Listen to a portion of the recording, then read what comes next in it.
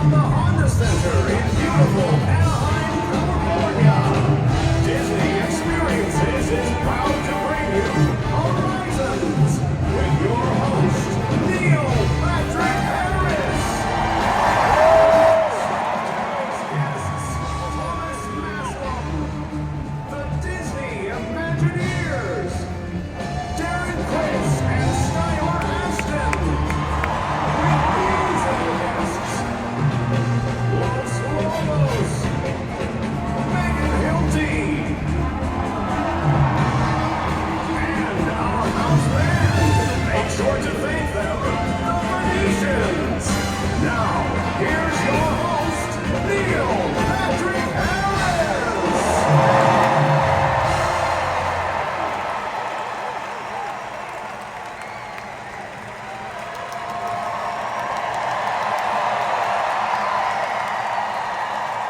Hello, D23, welcome! We're here. We're actually in the building. We made it past Fantastic Tuesday. We survived multiple Lorcana drops. We F5'd our way through 100 virtual queues and scored the hottest ticket in town, Horizons, a carousel of progress. Welcome!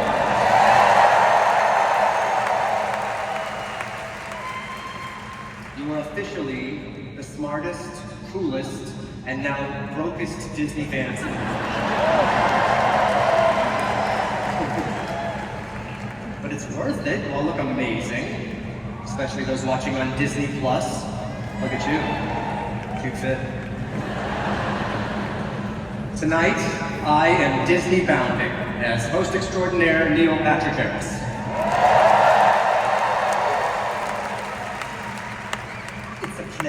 Oh, how about this band, the Venetians? Yes.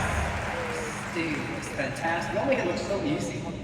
Remember how easy it was to learn your ABCs? Thank the Venetians.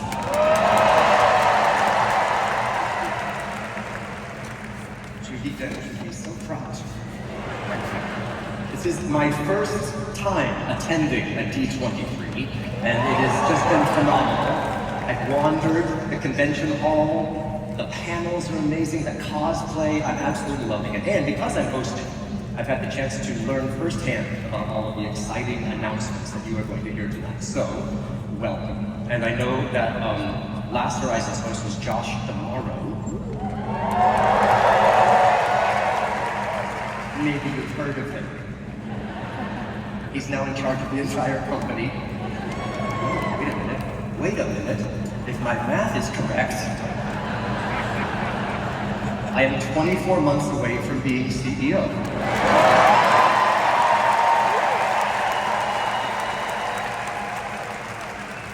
And 48 months away from owning the Lakers.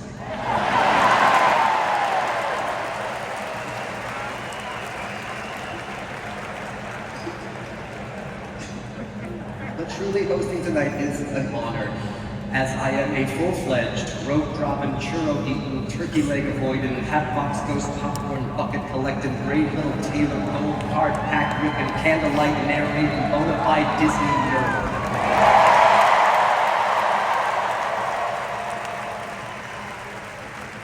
How much do we love our Disney cast members?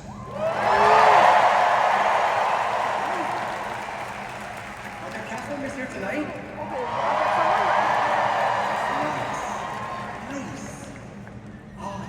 Cast member. To wake up and put on that name tag and go make magic every single day. I love it. I bet everyone here has one special Disney role meant just for them.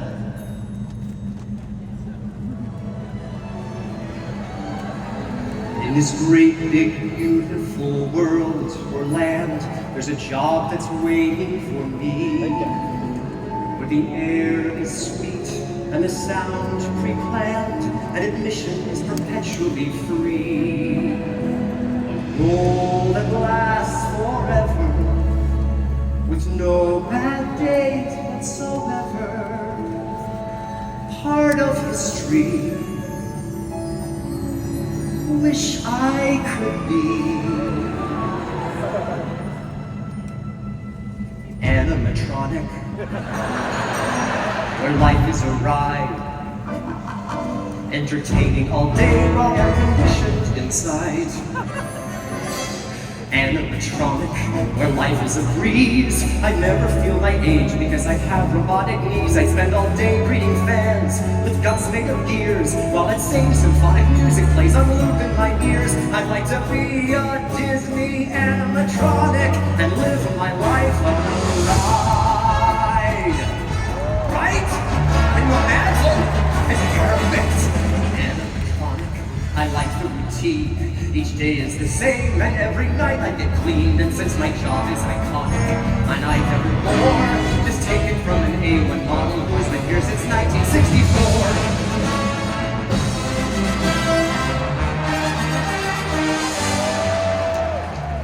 Take Nataro!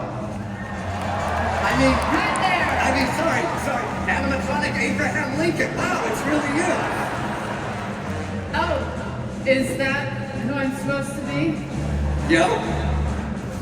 So, to be clear, you made me Abraham Lincoln in a theater. Awesome. Yeah, it's more of an arena. And Lincoln was Walt Disney's first ever human animatronic, so. Human animatronic. Interesting phrasing. What makes something human? In fact, what makes anyone human? The soul Okay, is Tick, thank you so much. It's an opening number, not a TED Talk. The door's that way. Thanks. Animatronic. Inevitable. Rehearse when you're remote control. I'd like to be I'd like to be animatronic. And why are you leave? Heard it, Super Saiyan Lee. Yo, an animatronic life for me.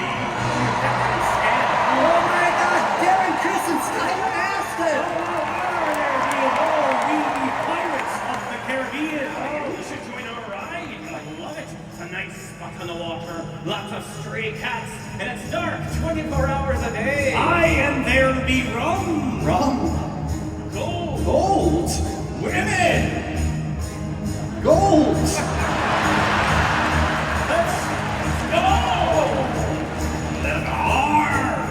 Maybe I could be a handsome pirate gesturing a treasure, or a pair of smoking skeletons before your earthly better.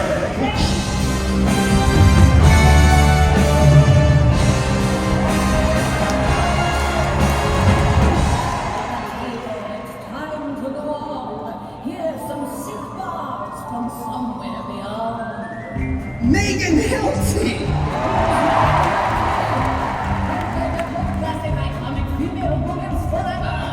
Oh, just like Death Becomes Nothing like this becomes Serpents and spiders, tail of a rat, calling the spirits wherever they're at. Goblins and ghouls, the souls who are trapped. I'm not actually animatronic, I'm projection mapped. So are we! In this whole hallway, I'll sing my tune. Don't you appear too soon. Yeah, seriously, Disney World. That box was after Leota, not before. Probably Trump would never. I can bet there was a haunted host. You like that ghost? Happy haunts materialize.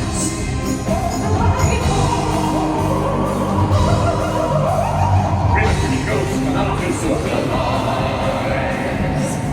Hey, y'all! Jack McBrayer!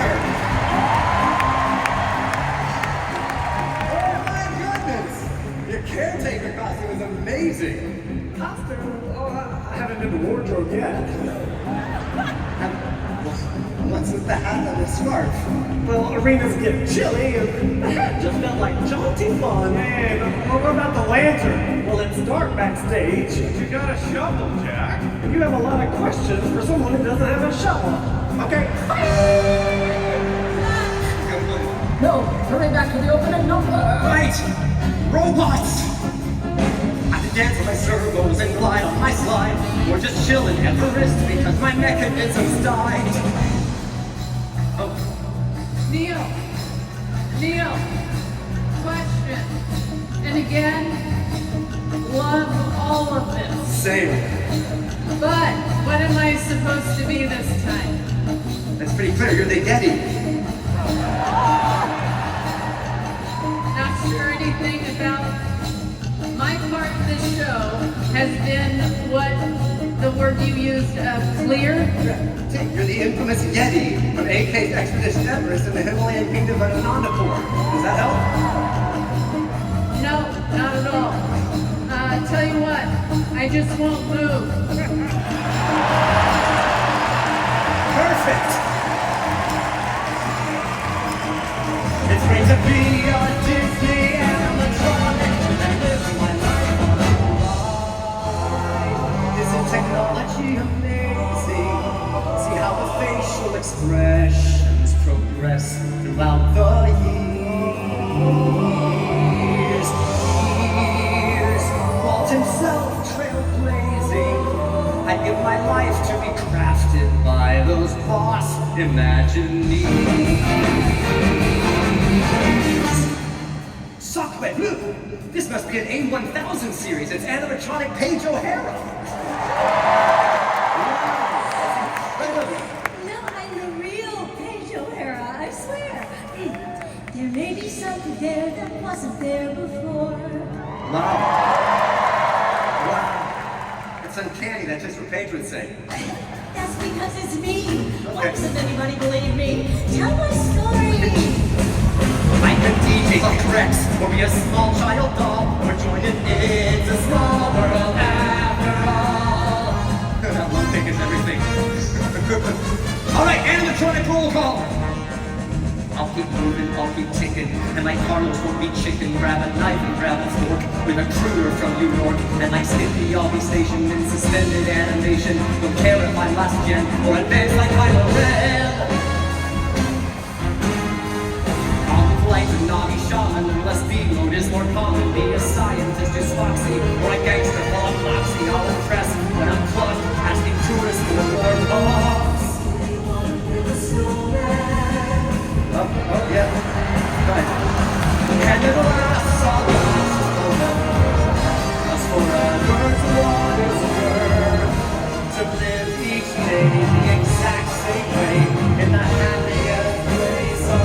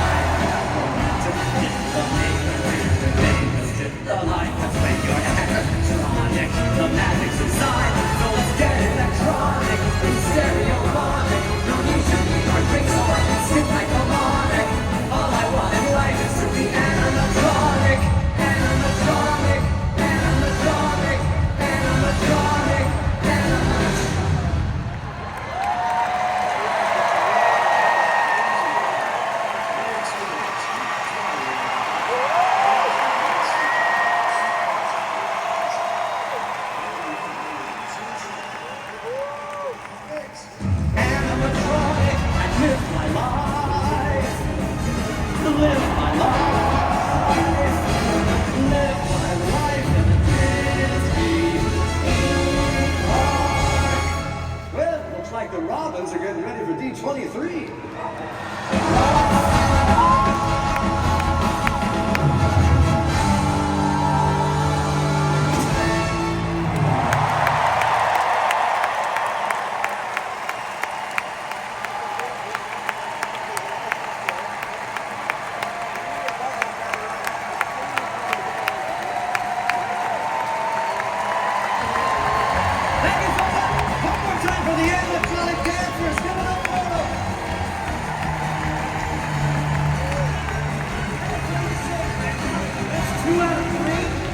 Yeah, nice. We don't have a grandma. Okay, Skylar, thanks so much.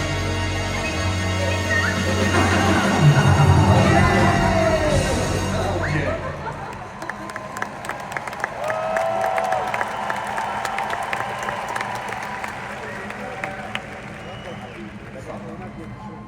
So not only do I get to be your host tonight, I have the honor of being one of the first people to officially introduce our next guest.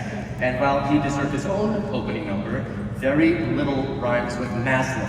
So please welcome the chairman of Disney Experiences, Thomas Maslow.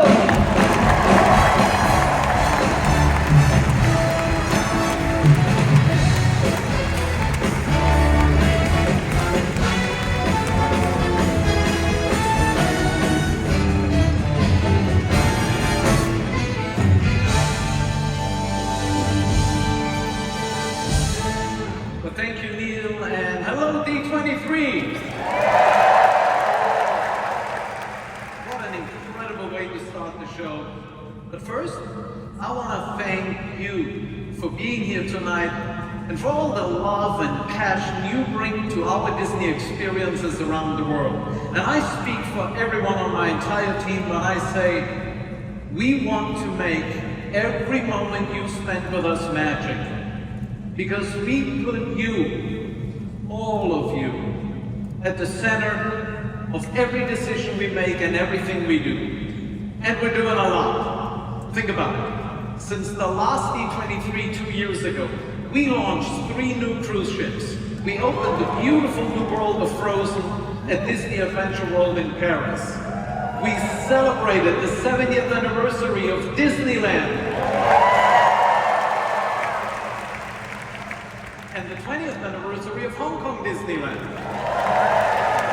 Earlier this summer was the 10th anniversary of Shanghai Disney Resort. And next year, we're hitting the 25th anniversary of Tokyo Disney Sea. And we're dancing and having fun with Bluey now right here at Disneyland. We're flying the Millennium Falcon with Mando and Grogu. We're rocking and rolling with the Muppets, and so much more. But right now, I really want to thank all our 185,000 Disney cast members for bringing these experiences. Especially, if you don't mind, especially those here in California who have been such great hosts this weekend. Can we give our cast a round of applause?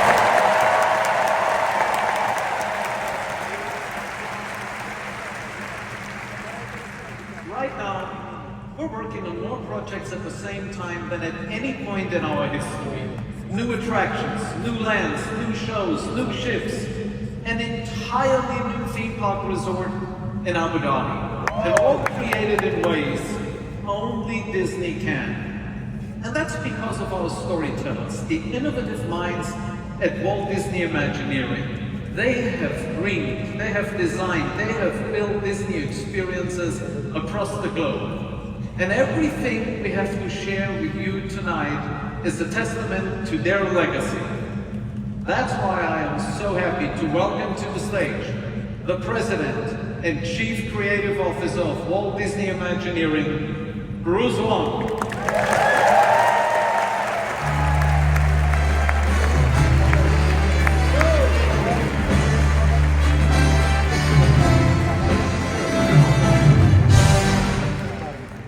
Opening number. Well, thank you, Thomas. You know, when Walt first dreamed of Disneyland, there was no blueprint for what he had in mind.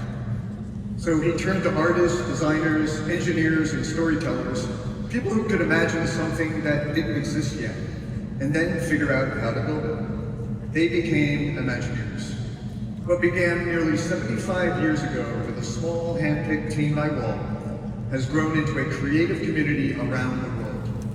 The disciplines have multiplied, the tools have changed, but the job really hasn't. Create places that make people feel something and remember it. And none of us does this alone. Every Imagineer inherits something from the people who came before us, an idea, a lesson, a standard, sometimes just a way of looking at a problem differently. And then it becomes our responsibility to carry that forward and hopefully leave something behind for the Imagineers who come next. Nearly 50 Imagineers have been named Disney Legends, and I'm incredibly honored that several of them are here with us tonight.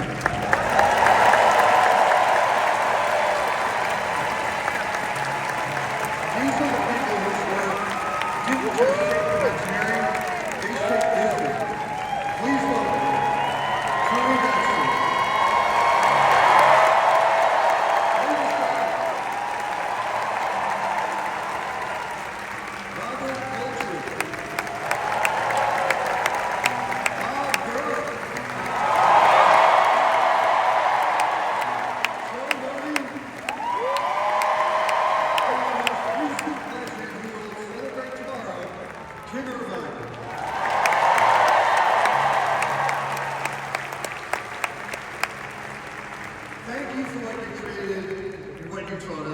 for giving the rest of us something to live up to. Thank you all.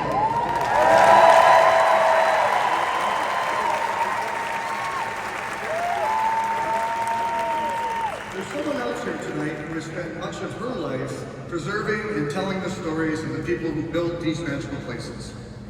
No one has captured the story of Imagineering with more insight, access, and care. Please welcome Leslie Iwerks.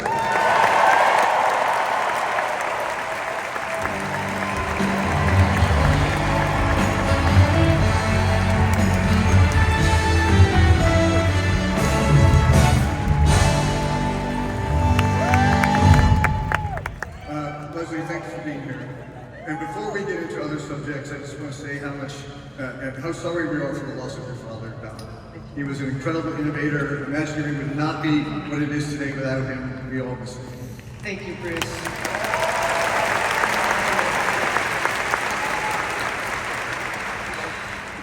As many of you probably know, my grandfather of Iwerks, my father, Don Iwerks, were both Disney legends. And I had the great fortune to grow up around so many of these amazing creative people. I am so thankful that my father's spirit lives on, not only in my work, but throughout Walt Disney Imagineering. And I've truly felt the support of this entire Disney community I call family.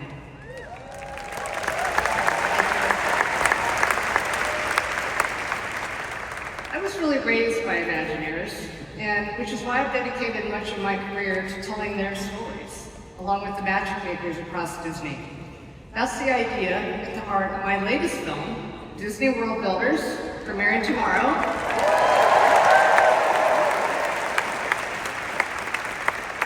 Along with one of my favorite projects, the Imagineering Story. And I had so much fun working on that series, Bruce. And thank you for greenlighting it.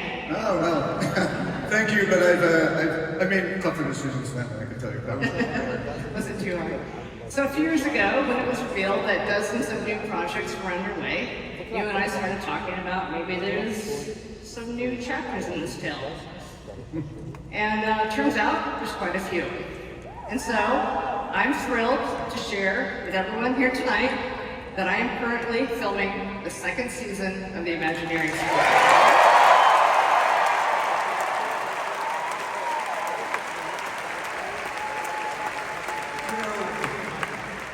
No one has ever told the Imagineering story with the depth and care that Leslie has. And this time, we've invited her in while the story is actually happening. She's been with our teams already as these projects take shape, with access to the creative process that we've simply never given anyone before. Which, now that I've said it out loud, may have been a terrible idea. It'll be great. That's because I know all the secrets now. And my goal is to bring you all in as if you're part of the journey with me, and I'm making great progress. Which is why I can announce that the initial episodes for the next installment of the Imagineering Story will debut in early 2028. Now listen, you know you can't come to D23, announce a new season of the Imagineering Story, and not show us something, right? Fortunately, I think you have a real one. Yes. Y'all ready? Let's roll it.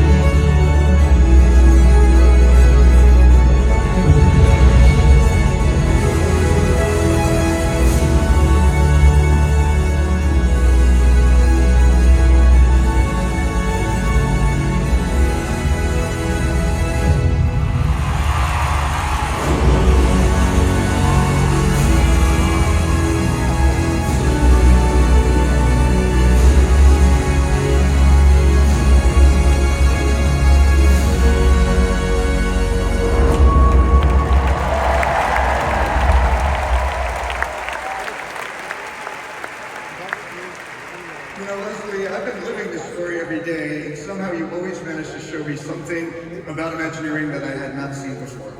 That's what makes your work so special. And I can't wait to see what story you tell us this time. Thank you. Well, I love working with you all, and now I'm excited to get back behind the camera. Yes, okay. And to all of you out there, thank you for being here tonight, because ultimately, everything we imagine, everything we build, and every story we tell, we do it for you. Enjoy the show.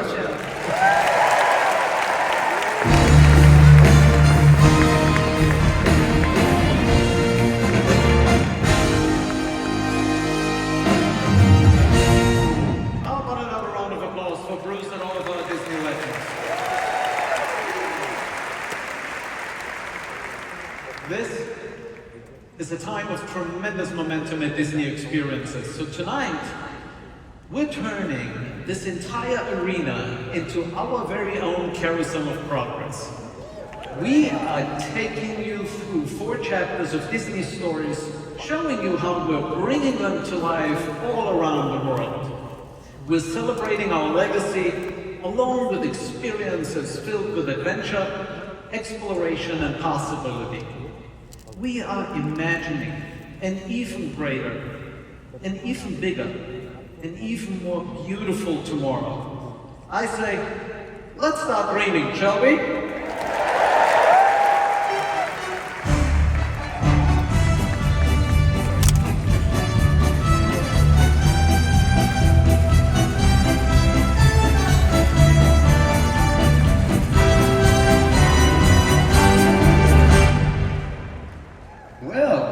Just like the Robins, the Disney fans are back.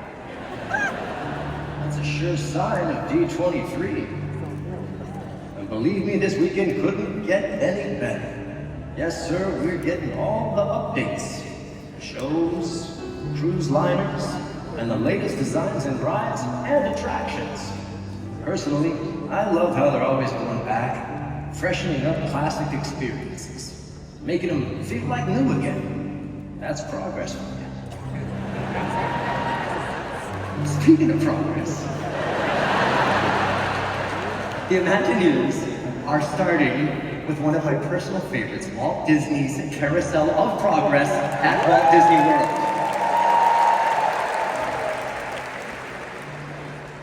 I'll stay here. They're updating the whole show with all new stories. It's going to start in the 1960s and take us up to present day and beyond. Here is a first look at a new scene set in the 1980s, a decade near and dear to my heart. So awesome. Oh, and check this out. I get to reveal some of the new stars of the show. You want to know who will be voicing Mother and Father? Yes! Well, they will be portrayed by 2 incredibly talented actors, Disney legend Jamie Lee Curtis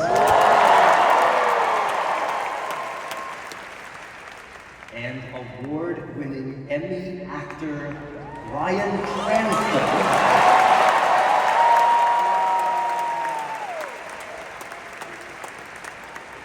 Perfect casting. I can also share with you the new take on this classic attraction will debut late spring 2027. Just around the corner. I know the Phoenicians are psyched. Band, you good? Can I get you anything? No? Mickey Bar? Dole Whip? Award wiener? No, it's actually the Nick, you know what? Are there any Disneyland fans in the house tonight?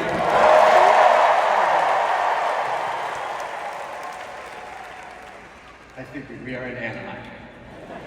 There are so many things I love about a day at Disneyland, and the entertainment is a huge part of it, right? Especially the nighttime spectaculars and the parades. I have so many great memories under the stars with my kids. And I wish that I could go back in time and relive them over and over again. I'm sure you guys feel the same way. Well, we're about to get that chance because I am happy to announce that in February, the Remember Dreams Come True Nighttime Spectacular will return to Disneyland.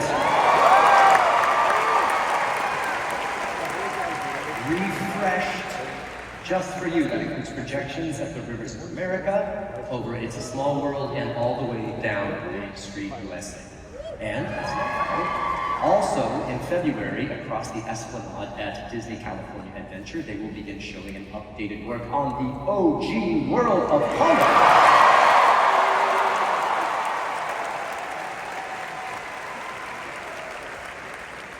And then, calling all dreamers, just in time for summer, Disneyland welcomes back the award-winning Magic Hackers Parade.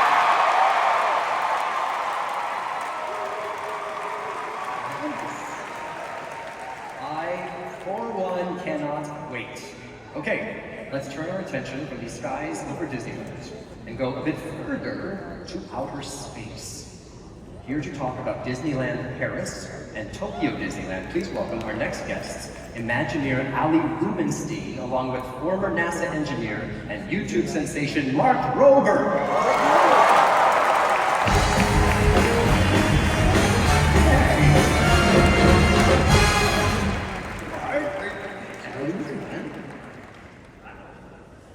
It is so nice to have you both here. Mark, you have a huge following among Disney fans, and I know you've been a fan yourself from way back, just like me.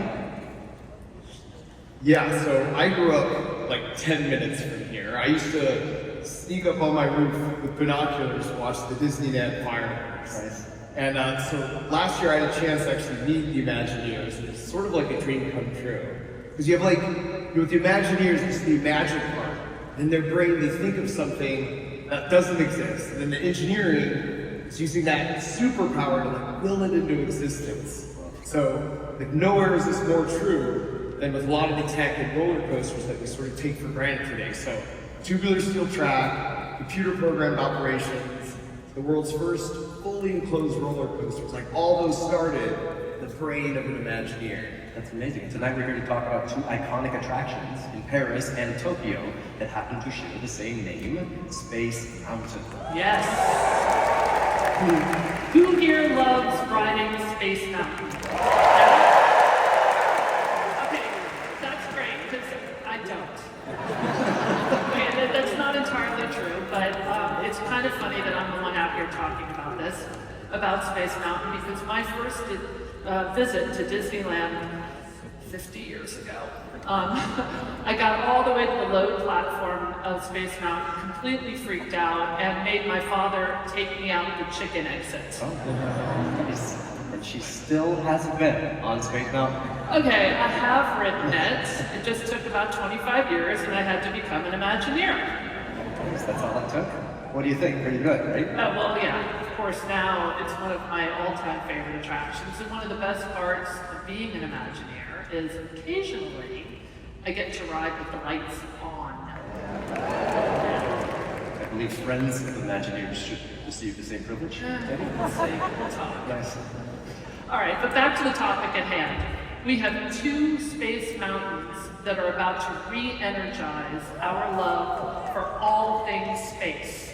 Let's start with Paris, where I can announce tonight that we're bringing the attraction back to its original look. With an updated feel, Hyperspace Mountain will close in 2027, making way for Space Mountain de la Terre à la Lune.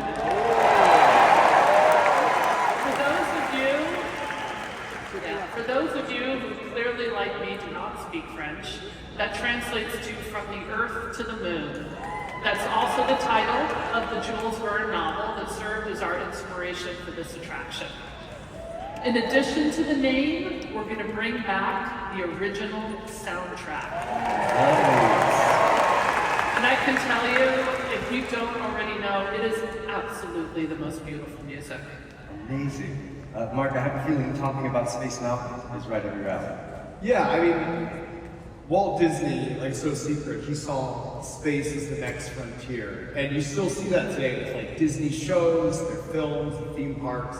And for decades, like long before I was born, Disney attractions have invited us to imagine what it would feel like get in a rocket ship and blast off to space. And I feel like we've all had that moment, like lying, on our backs, looking up at the stars at night, and just being inspired with like the curiosity, like the wonder, the adventure of space travel. And there's so much momentum right now with the Artemis mission. I love that Disney is like keeping that optimism, that momentum going, and like fulfilling, you know, Walt Disney's original legacy and vision while he's still alive. I'm right there with you, Mark. Chicken exits aside, it's now truly a dream of mine to go to space. I would literally go tomorrow if I could. Yeah, something tells me Bruce won't approve of that time off. Probably not, but he will let me go to Tokyo. I do often. It's true. And that works for me because Tokyo Disneyland is where our brand new attraction, Space Mountain Earthrise, will open.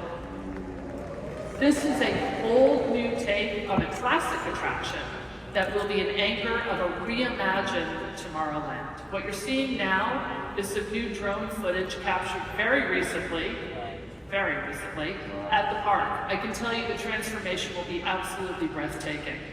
When you get inside the attraction, you'll board a rocket ship that literally blasts into space. What you're seeing here, there it is. What you're seeing here is an early animation of the brand new launch sequence. That is spectacular. Trust me, it is truly spectacular. You will not want to take the chicken exit. Earthrise is a celebration of what makes our planet so beautiful and special. It will give you a perspective you've never experienced before on any of our Space Mountain attractions. So since we're talking about outer space, how about we switch gears to another type of spaceship, one we're all riding right now, Spaceship Earth. Now this has to be one of the most iconic attractions Disney has ever built. Yeah, it is a true marvel of engineering. It's a geodesic sphere, it's a perfectly round structure supported in the air by 3 massive pillars. It stands 180 feet tall with 2.2 million cubic feet inside, all with no interior supports. And inside is one of the most complicated ride systems Imagineering has ever created. It's a continuously moving train of vehicles that spirals up into the structure and then turns around backwards, comes back down to Earth. Spaceship Earth's story has been updated several times since it debuted in 1982, but it hasn't actually been touched in nearly 20 years. Yeah, the world's changed a little bit since then. No? Just a little bit. Just a little. Tonight, though, I can share, we're bringing this iconic attraction back into the present day and beyond. Today, Spaceship Earth focuses on the story of human communication. We're broadening that. Our new version of Spaceship Earth will be about human connection, which, as you all know better than anybody, is a theme that Epcot celebrates. We'll be bringing new magic to every scene, but Spaceship Earth will remain classically Epcot, a journey through time, celebrating the progress made possible through human connection.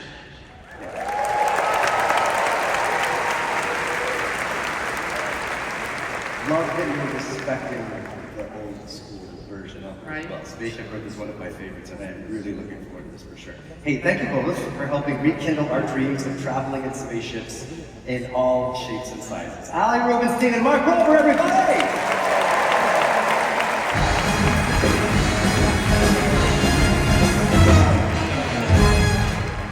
Neil.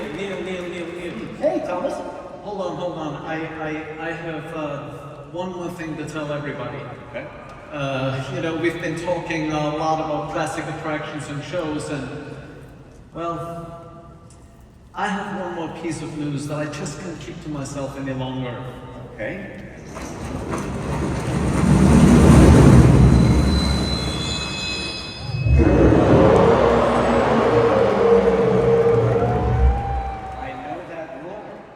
That's right. We're bringing the Yeti back to life inside.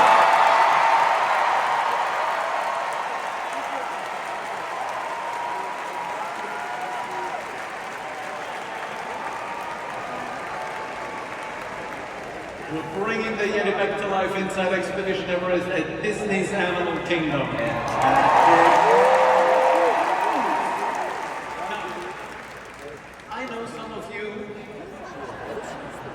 some of you have come up with your own fun name for the current state of our attraction.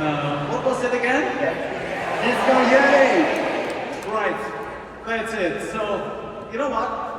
In honor of that name, I brought someone very, very special to say goodbye to Disco Yeti. Oh, that explains our next musical guest. And the mirror ball and hot pants in your dressing room.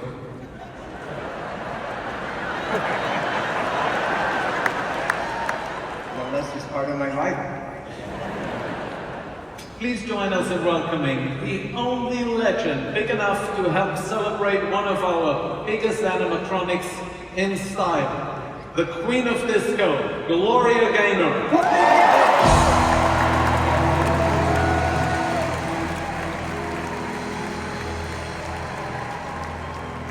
First I was afraid, I was petrified, kept thinking I could never live without you by my side.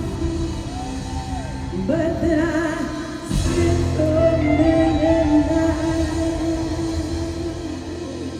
thinking how you did me wrong. And I grew strong, and I learned how to get along. So now you're back from outer space. I just wanted to find you here with this and look upon your face. I should have changed that stupid lock. I should have made you leave the key.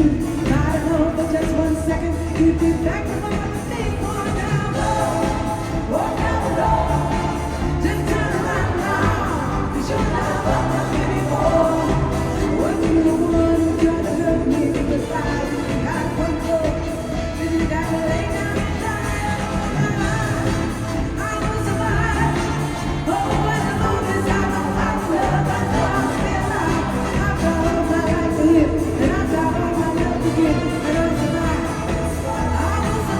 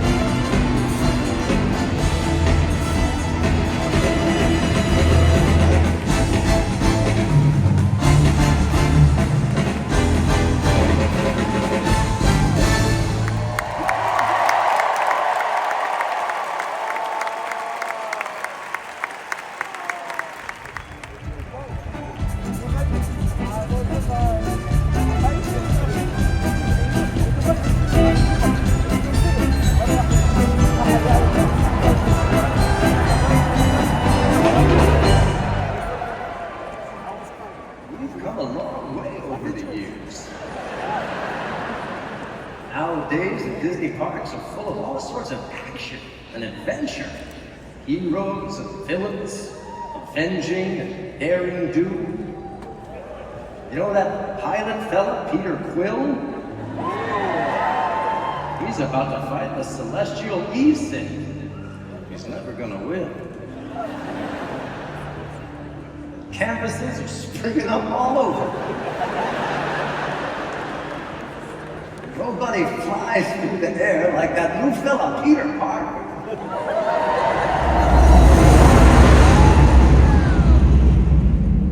There goes that Tony Stark in his new suit.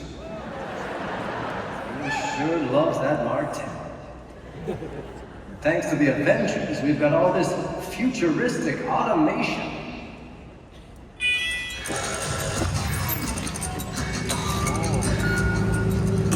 Uh-oh, looks like we disturbed our perennial house guest, old Uncle Orville.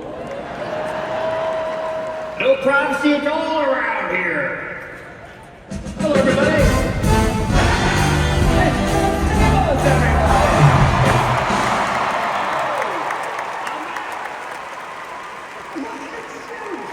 Hey, Patrick Harris. You are killing it tonight, my friend. Thank you so much. Two Disney geeks right here. This is perfect timing. Do you think you could cover for me for a second? I just signed up for the Lorcana qualifier and my first match is about to start. You got it, absolutely. Oh, say, Neil, are you, you know, there's a big auction tomorrow. Are you bidding on anything by chance? No? No, okay, good. I didn't even know there was an auction in Hulk Age of 430. You gonna bid on No. No? Okay. Hey, could you give me one of those great play-ons, you know, like you do on the nighttime talk shows? Say less. Phoenicians, hit it. 2, 5, 7. Live from the Honda Center, it's Horizons. Tonight's guests, Brent Strong and Kevin Feige. With musical guest, Los Lobos. And now, here's your host, an internationally beloved star of television, film, Broadway, streaming, magazine covers, and several hundred-bedroom walls from the late 80s. Please welcome the enchanting John Stamos. The announcer got all the stuff I asked him to say. Thank you so very much. Now, as Neil was saying, the Disney parks are full of action and adventure. And I don't know if you guys know this, but I do the voice on, Iron Man on Spidey, It's Amazing Friends. Well, I've been aged out. Now I do Howard Stark, you know. Does he have a grandfather, Feige? All right, good. Next. Here to tell us more about some of the exciting adventure projects in the works around the world, please welcome Imagineers Brent Strong and the President of Marvel Studios and Chief Creative Officer of Marvel, Kevin Feige. Great to be here. Guys, so great to see you. Thank you, John. Thank God for you. We just need you in this world, and you make the world a happier place. God bless you both. The world needs more heroes. Thank you. Now, I know you guys are both park guys. I'm a park guy. I grew up right down the street. I'm a local Orange County boy. How does it feel to walk in the parks and see your characters? I mean, it must be a treat. I love it. You know, the minute we became part of Disney, that was always the dream. And there's a lot happening right now. Our teams love being a part of the Disney family because that means you can tell stories in so many different ways that go well beyond the big screen. And as John just said, I'm a huge Parks fan. And it's so great to walk through the parks and see our characters in real life. Plus, we'll be able to create some storytelling that you can only hear about and experience within the parks. That's right. You know, what we always want to do is create experiences that invite all of you to find the hero within. And I have to say, the Imagineering, it sometimes feels a little bit like the Avengers. We have this amazing, diverse team of people who are each bringing different skills to the table and coming together to make the world a better place. And you know, you don't have to be super to be a hero. You don't have to. I love that, right? Well, all right, let's start with Hong Kong, where the new Adventures Pavilion will transform the skyline of Stark Expo in Tomorrowland. Brett, what can you tell us about that? Well, first of all, it's more than just a new attraction. This is actually part of a massive expansion coming to the Stark Expo in Hong Kong. This expansion includes a brand new Quinjet landing platform, which will be a great place to encounter all your favorite Avengers. And it's going to be a whole new part of the expo for you to explore and discover. That's cool. Kevin, what kind of stories can we expect? The new pavilion in Hong Kong is home to the Avengers Research Testing Labs, and it's full of really smart people working on new tech to help the Avengers, and one of those really smart people is Peter Parker.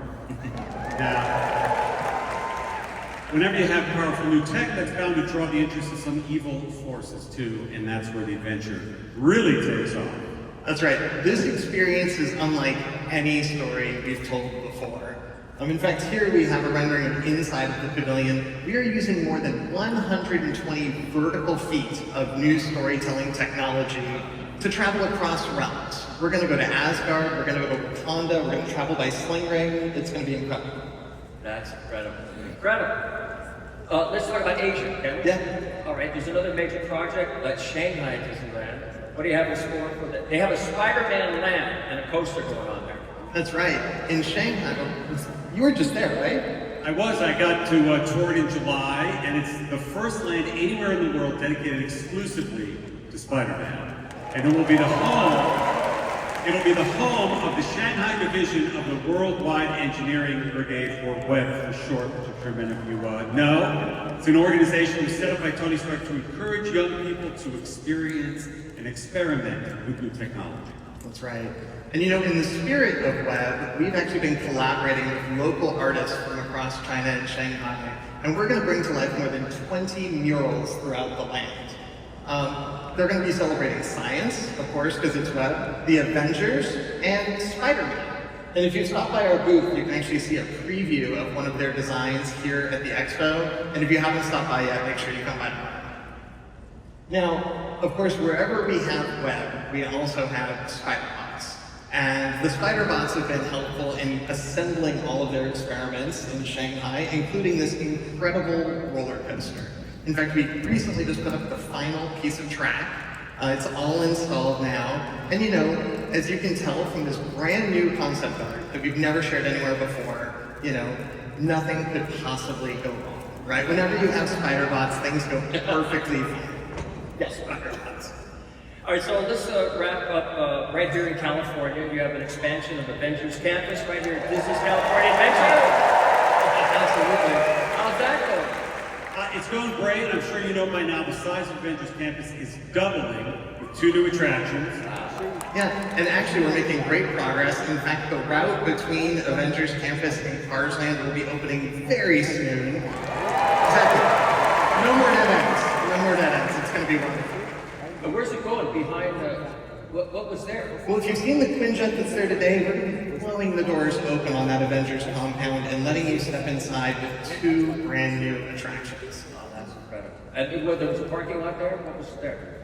Yes, it was the last parking lot remaining backstage. We need any more parking lots. We need more. We got shuttles. All right, well, that's going to miss that parking lot. Anybody going to miss that parking lot? No. I think it was an executive No one. parking lot. Yeah, probably some executives. Right, James? All right, let's talk about the new attractions, the Avengers Infinity Fence. How's that going on? The really fun part about Avengers Infinity Defense is that we get to use every single trick in the Imagineering book, and we're inventing some new ones along the way to create this attraction. Here we actually have some behind-the-scenes footage. These are Imagineers around the world creating these massive physical sets that are going to bring these worlds to life. And these are actually going to blend seamlessly with huge media scenes, and when it all comes together, you're going to feel like you're hurtling through worlds alongside your favorite heroes. Can you give us some insight on the stories that we'll experience there, Kevin? I can.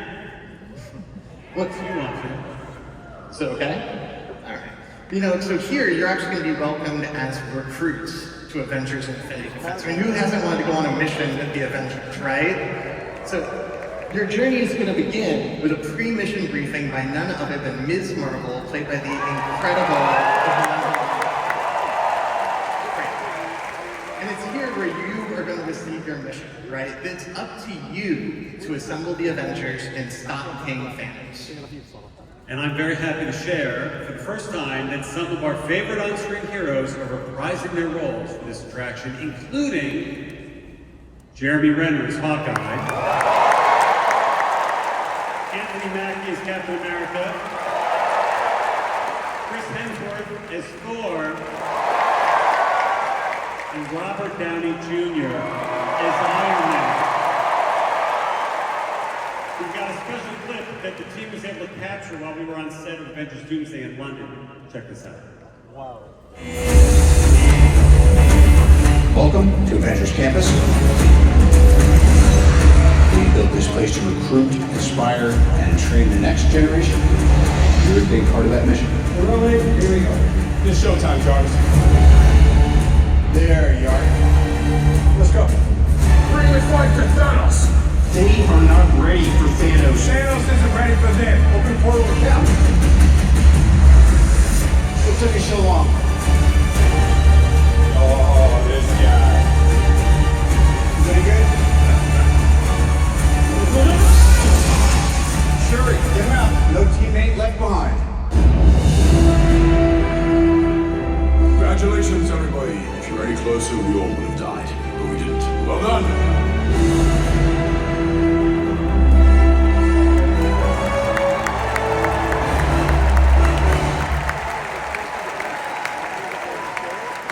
And that's not all. Tonight we can also announce that at our second attraction, Start Flight Lab will also include some of this amazing talent, including Robert Downey Jr., Anthony Mackie, and Brie Larson reprising her role as Captain America. Together, they will be your flight instructors as you feel what it's like to train like an Avenger. And I'm thrilled to share with all of you tonight that both of these new attractions will be opening in 2028. Jeff, I have to tell you, decency at an all-time low and discord at an all-time high. Thank God we have Imagineers like you and people that are doing beautiful things in the world. So thank you both very much. Let's give it up for Prince Song, Kevin Feige.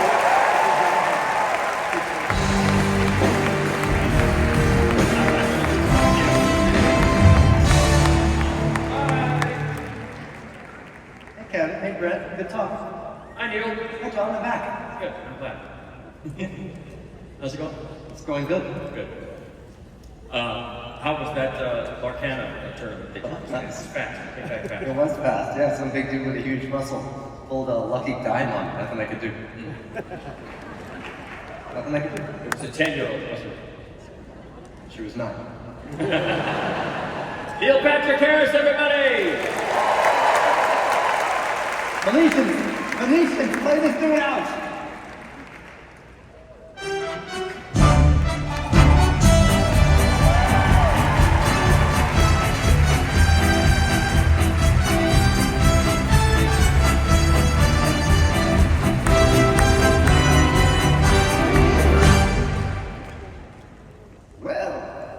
Turn of the carousel here at the horizons. We're exploring in ways we never could have dreamed possible. Just took a cruise through the jungle, where I heard a new turn of phrase, the backside of water. Did you ever hear that one? Now we're driving into Radiator Springs. The highway is crowded with fellow racers doing the same thing. Disney parks let us explore these stories in all new ways. And as I always say, if you're gonna go explore it, make sure you're led by the best that's ever been. Hello, D23. Thanks for coming along on all of Andy's adventures. Soon will be time for his next ride, and I'm pleased to share that for the first time ever, I'm the actual model of the Indiana Jones animatronic. I'm excited for you to see his next epic adventure, and I'm coming to Walt Disney World soon.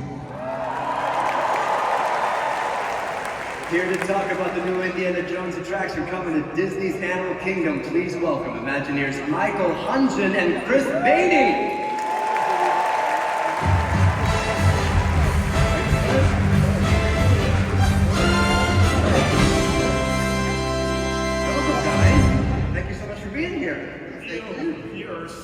excited to be here with you and the greatest Disney fans in the world. It's great to see you. Now, I gotta tell you a story. I attended the very first D23 in 2009 as a fan. I was sitting all the way in the back and I was listening. That's right. And I was there, I was listening as they talked about plans to build New Fantasyland. Turns out the creative lead on that project was this guy, Chris Beatty. And so to be here today, partnering with Chris on the biggest slate of expansion projects in the history of Walt Disney World, it is quite a full circle moment, I gotta tell you. Yeah, thanks, Mike. That means a lot. I'm honored to look. Thank you. Wonderful. See, kids' dreams really do come true. Let's talk Indiana Jones. Right off the bat, can you confirm what we just heard from the one and only Harrison Ford? It is true. All of it. For the first time in a Disney attraction anywhere in the world, Harrison Ford will be the face that you see when Indy appears in our new attraction coming to Disney's Animal Kingdom. So here's a look at the digital model that we're using to build our animatronics. And as you can see, that is clearly Harrison's face, right? Yes, it definitely is Harrison's face. Look, it's been amazing to work with Harrison Ford and have been involved in this project. And the team is they're just huge fans. But it's not the only announcement we have tonight. Michael and I would also like to share the name of the attraction with all of you. Are you ready? So our attraction will be called Indiana Jones and the Myth of the Jade Serpent. Love that. Looks great. So this attraction is going to blend the thrill and the excitement of a classic Disney Indy story with the rich cultural experience that you find throughout Disney's Animal Kingdom. A park that you know is dedicated to animals real and imagined, which is important in a few minutes. And in this case, we're going to explore an ancient Mayan temple with Indy, and we're going to learn all about Mayan culture and how it connects to nature. And right now, as we sit here tonight, our teams are actively building the temple entrance. Here's a first look at the facade. It's incredibly detailed and just equally authentic in every way. Fantastic. So wait, what's going to actually happen once you get inside the temple? That is a great question. Our story takes place in the 1950s, before Indiana Jones and the Kingdom of the Crystal Skull. And according to local folklore, there's a passageway inside the temple that leads to the Mayan underworld. And it's possibly protected by a giant mythological creature. So, Indy naturally wants to check it out. So we get to follow Indy as he gets up close to this storied artifact, when suddenly the myth becomes real, and we get sucked through a portal into the underworld. This thing turns into an all-out chase to escape before time runs out. We will face all sorts of dangers, like monstrous bats, larger-than-life scorpions, fire, flame, and of course, snakes. Why did it have to be snakes? Well, it does turn out that in Mayan mythology, the entrance to the underworld is protected by a giant serpent called Sukan. And you're going to come face to face with this real-life Sukan throughout this harrowing adventure, including a confrontation at the end that is it's jaw-dropping in every way. So our team is excited. They love this attraction. It's an original Indiana Jones story that will make you feel like you stepped right into one of his films. Which is a full circle moment for me. As a kid, I remember going and visiting a touring show for Indiana Jones and the Temple of Doom through Lucasfilm. And the models and the artwork and all that craftsmanship what inspired me to start becoming an Imagineer. And now, I'm here with Michael and the team, and we're actually building an Indiana Jones attraction for Walt Disney World. That's fantastic. Okay, well, that's a lovely story, Chris, but you're right, it does sound a little scary. Do you guys have any sunnier news to share with us? Well, I can tell you that we are thrilled with the construction of the Tropical America's Land. It's really starting to take shape, as you can see here. You know, inside the land, we'll have a brand new carousel that features hand-carved animals from some beloved Disney and Pixar stories. Some of you hopefully saw some of them in the pavilion this weekend, yeah? Well, I'm excited to share that we actually have 22 unique animals on this carousel. Here is a look at the whole gang. They're awesome. We're excited, but our friends at merchandise are very excited.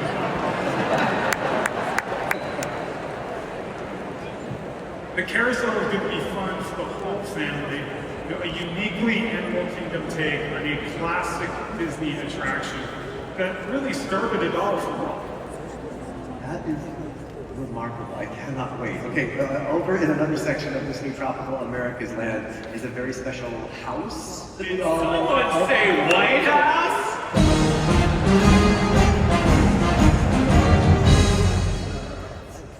Skylar, what are you doing? Hey, you promised that I could come out of this to a number as one of my favorite animatronics, and I clearly got the chops. Hey, thank you, Phoenicians! Please don't encourage him. I forgot I promised you that. One too many old Pungalooshas at Trader Sam's. Okay.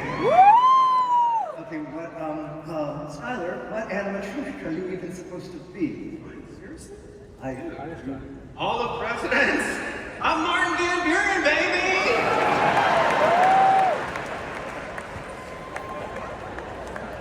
You're joking. You're joking, Skylar. It's Martin. It's not. And I jest not, sir. Yeah, we're in the middle of a segment, okay? Chris and Michael here. Oh, yes. Good morrow to you both, gentlemen. Hi. Do you know that I'm actually on the $20 bill? You should check your wallet. That is incorrect. Agree to disagree. Yes, Jesus. Skylar. You know, they used to call me old Kinderhook. Get out. Okay. Play my music.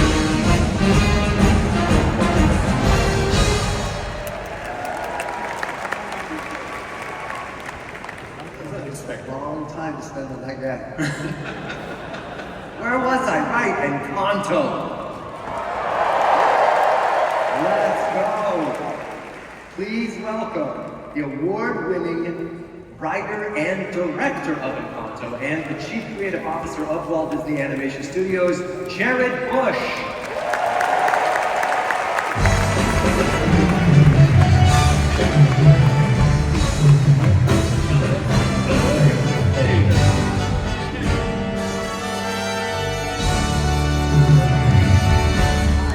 I cannot believe you guys got King Candy. That's so cool.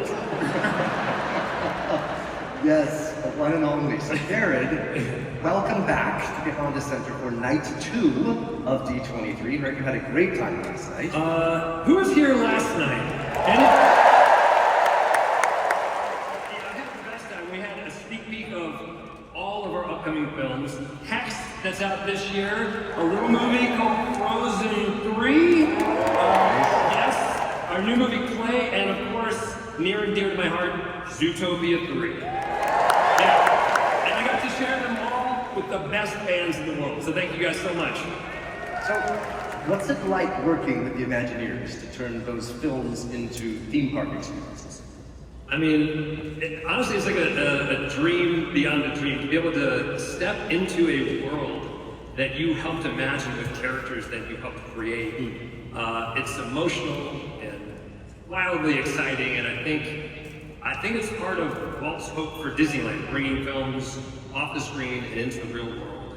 And this new Encanto ride is part of that legacy. Just picture the most quintessential classic Disney attraction, and this is it. And it is my great pleasure to reveal the name, which is Antonio's Fiesta de Encanto. Yeah. And the cherry on top is that all of the original actors of La Familia Madrigal are back. Yes. And we had the best time returning to life in Casita. And I believe we have a clip of them in the booth. Should we show it? You want to see it? Let's see it. No pressure! Okay, look, please. Go class. Hey, Casita! These guests need you to take them to the party. I'll see you at the party. I am in the studio at Walt Disney Imagineering recording for Antonio's Fiesta de Encanto, coming soon to Disney's Animal Kingdom. If you're late, blame it on me then. I think it's so cool that there is an actual physical place where people can experience the story. But today is not about me. That was weird, but moving on. Does anybody know whose donkey this is in the bathroom? It's sort of a perfect film to take all of these colors and excitement out of and allow audiences to immerse themselves within it. A lot of butterflies in here. Oh, aren't they beautiful? On behalf of the family Madrigal, we hope you had a great time. Adios, familia. Bye.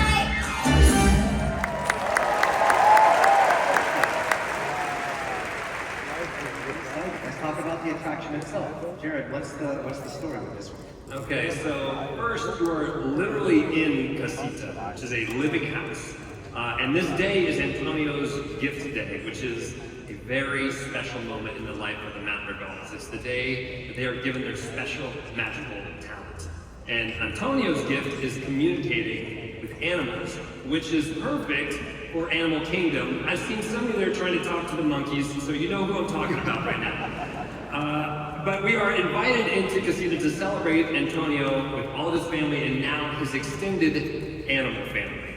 And one of my favorite parts was working with Imagineers to explore the house, to ride through Casita, hearing the music of Encanto, seeing the family using their gifts, getting to celebrate with Antonio in his room. You guys nailed it. Thanks, Jared. I think one of the things I'm most excited what's great about this attraction is Casita is a symbol of all these different pieces of furniture, sofas and chairs and even a piano, and combine them to take us through the house. And it's going to feel alive. It's going to react like a character to itself as we go from room to room and really express everything that's happening around you. And here's a first look at a new piece of concept art that will really give you a sense of what it's like to journey through Casita. Here you can see how Casita is using this amazing vehicle. We're going to find our way upstairs into Antonio's room, which is transformed into this incredible rainforest. And it's going to be filled with animals of all shapes and sizes. The scale of Antonio's room is incredible, and there are more than 50 animals throughout the entire attraction. Awesome. Here's a first look at some of them in action. I don't know what he's doing to the capybara, but that's okay. They're so cute. It's cute, right? So look, we partnered with our Parks Animal Sciences team to make sure that all of these figures are accurate to Colombia. And we're excited to share another piece of news, Michael, that there's no height requirement for this attraction. So it's going to be a great experience for the entire family.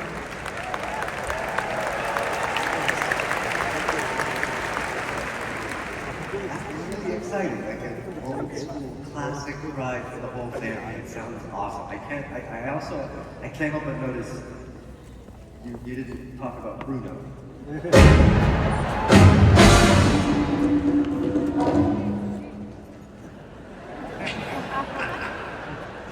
Get it? Yeah. That's right. I always forgot that. Okay, once again, let's hear it from my special guests, Jared, Michael, and Chris. Thank you guys for joining us tonight. Let's hear it.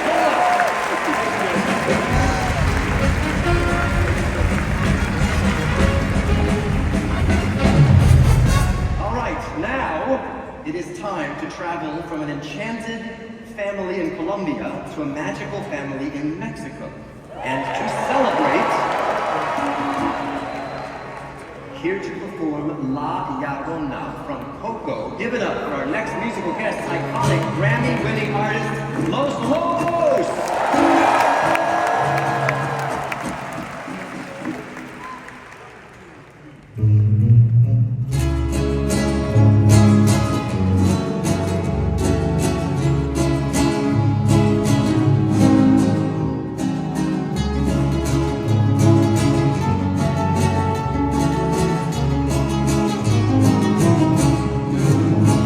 Salí a hacer un día y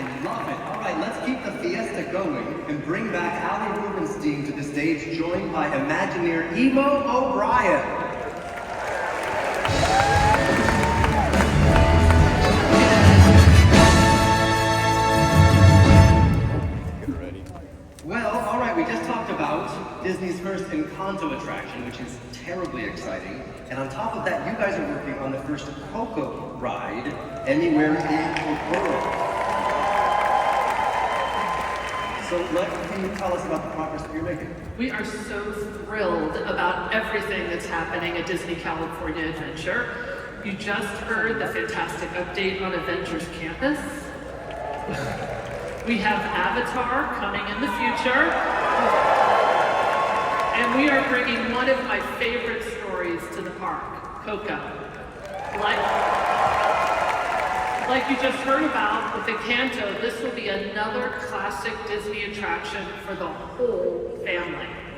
That's right. And so last night we heard Coco 2 is well underway, so of course we are working closely with Pixar to ensure that our attraction fits in well with both the original film and the new one. Well, that makes perfect sense.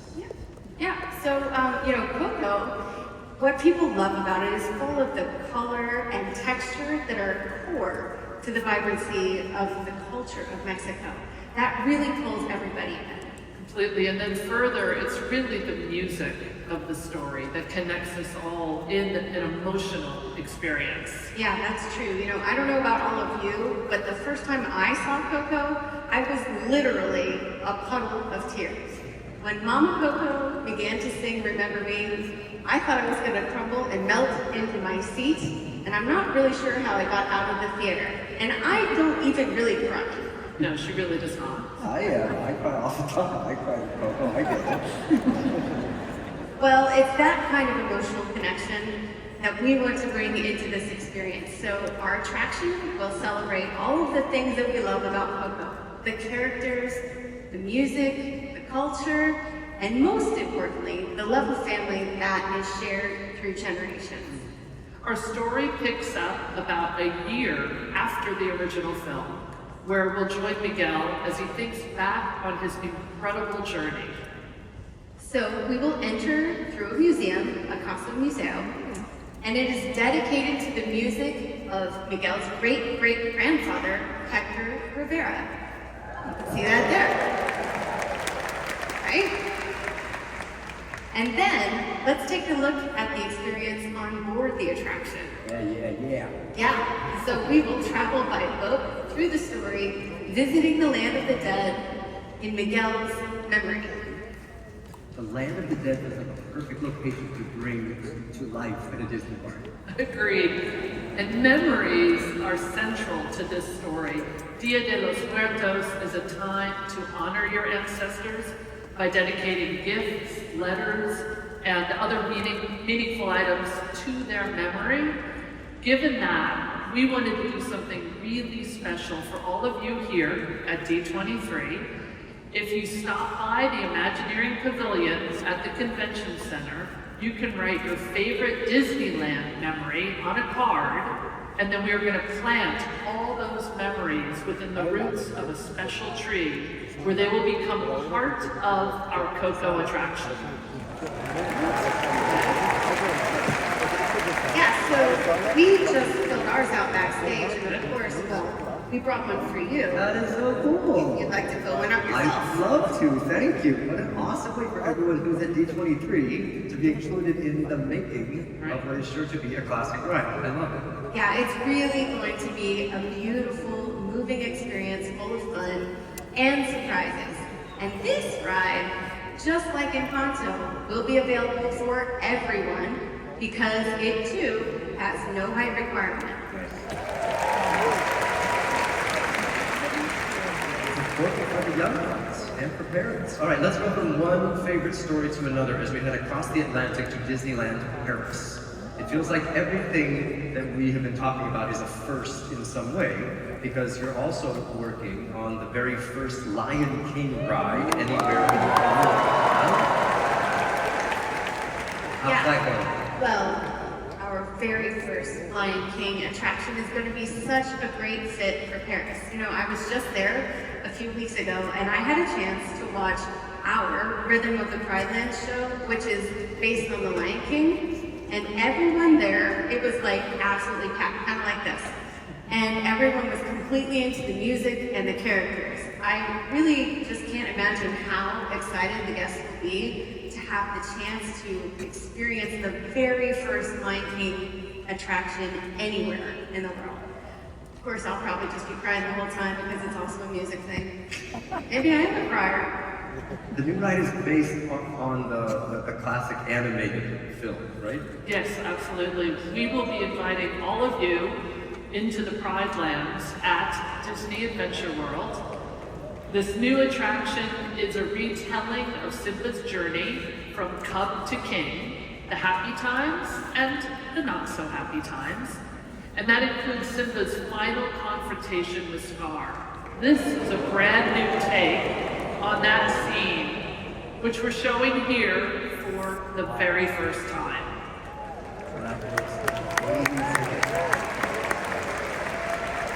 Lion King is one of my favorite all-time favorites too. I'm really looking forward to this one. That's going to be fantastic. A flu ride in Paris. The best. Ali, Emo, thank you both so much for being here. We really appreciate you sharing all this great information. Thank you. So now, I'll bid you adieu.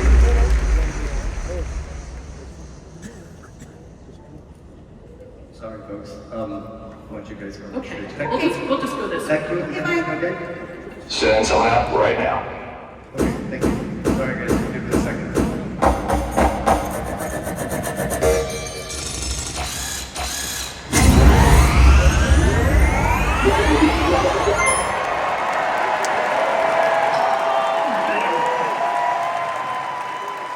You fixed it. Oh, wait.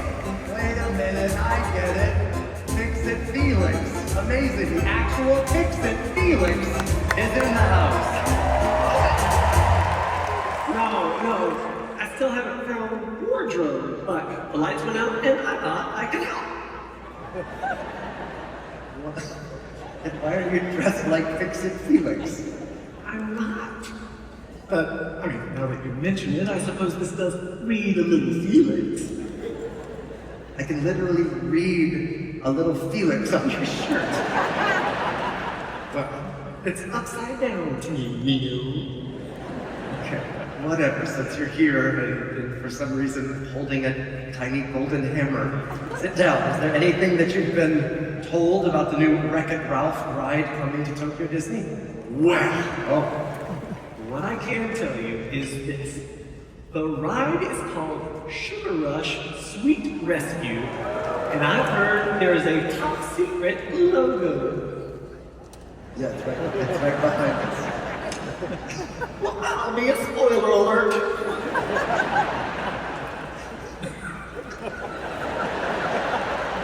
I'm a grown-up.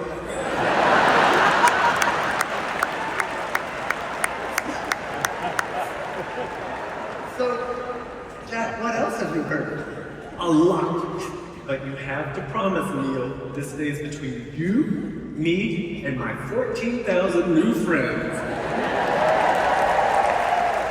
And everyone watching on Disney Plus. Yes, them too. All right, this ride is going to transport you into the world of Wreck-It Ralph, where you have to help Ralph and Vanellope by restoring the sugar bugs to their original forms.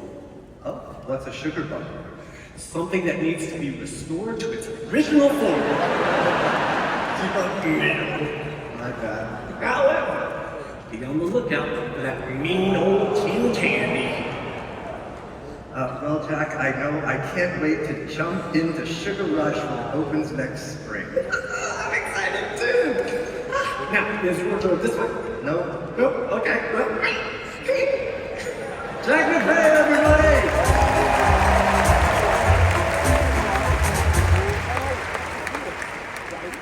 So 2026 is a very special year because it marks the 20th anniversary of one of the most popular films in Pixar history. Are there any Cars fans in the house? I thought so. Well, earlier this week you probably heard that Disney is expanding its collaboration with F1 into the world of cars. And there is so much more Cars love on the way, including 2 new attractions at the Magic Kingdom in Florida. Here to talk more about those, please welcome back Michael Hungen, joined by Imagineer Jason Grant.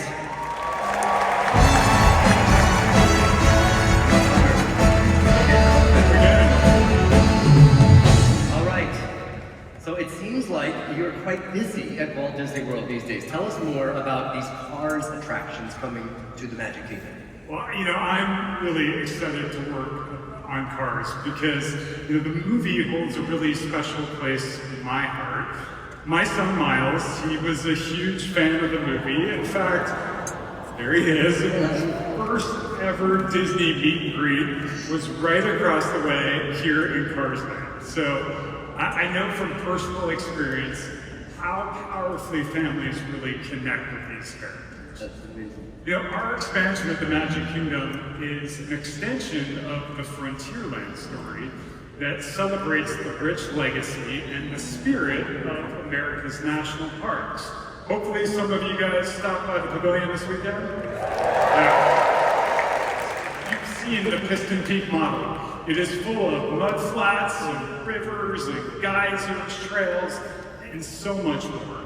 And the best part is that all these natural wonders will come alive in the adventurous spirit, the humor, and the heart of Lightning, Mater, and all their friends, including Miss Fritter from Cars 3. This is your first look at a new piece of concept art for one of the 2 attractions in Piston Peak. It's called Miss Fritter's Daredevil Spin-Along. And now, if you don't know her, Miss Fritter is a demolition derby with a larger-than-life personality. And in our attraction, she takes center stage as a huge school bus-sized animatronic hosting her wildest demolition derby yet. Wow, yeah, there's no missing that bus. All right, so what about your second attraction? I feel like I'm gonna am I gonna feel like a real race car? Absolutely you are. We're creating an off-road race at Piston Peak that we're announcing tonight is going to be called Cars Ridge Run Rally. There's a little bit right there. Oh, goodness, plenty. Yeah, very good. We're gonna find out who's the wildest racer in the wilderness as each car. Nice. All right. We have puns. We have a truckload of puns. No worries. Yes. And as each car is competing for the fastest lap in the wilderness. We're going to take a look at some of our concept art right now. This is how we're going to start the race. You're going to head off in the wilderness for a climb up the mountain. It's going to be really thrilling all the way up to the top, but it's just going to be a little bit bouncy. Then once you reach the peak, it's going to be completely covered in snow. And I'm really excited to see this at night because I can't wait to see how it sparkles under the moonlight. Then you're going to race your way down Piston Peak. It's going to be a series of camelback humps. And it was a little bouncy on the way up. It's going to be really bouncy on the way down. So you're going to want to make sure you hold on tight. And then lastly, you're going to make a run through our geyser field. These geysers are going to chase you all the way to our largest geyser, one that we call Old Tank Full. And then you're going to... sorry, we had to. We're knocking. Yes. Can I say truckloads already? No. Yes. Okay. Anyways, so you're going to circle up to the top of the geyser, and then it's a sprint down through the finish line where Lightning and Mater are going to weigh you, providing live play-by-play of all of the action. Shout out to our team, they are amazing, and as you can see, construction is fully underway. Not that anybody here has noticed from the Big Thunder Mountain View. That's my favorite seat. You know, theater in the round, we call this Imagineering in the round. Nice. We're working with our friends at Pixar to bring this fun and wild Cars world to life in all new ways. When we're finished, this will be a new type of racing experience, unlike anything we've ever done anywhere else in the world. We are so thrilled. I'm so thrilled and can't wait to see it. Michael, Jason, thank you for all these new details and reminding us why we love cars so much. Now, before we leave the racing world tonight, we have one more special surprise as we celebrate all things cars. There is a new show coming to Disney Plus and Disney Junior called Cars Lightning Racers. The series has been created especially for younger fans, and it follows Lightning McQueen as he gears up for all new adventures in Radiator Springs with Mater and their friends. Tonight, I am thrilled to share with you that this series will feature a new original song from an artist who's been a part of the Cars family from the very first green flag 2 decades ago. Here to perform Built to Last, her new song from the show. Please welcome Grammy-winning artist Sheryl Crow.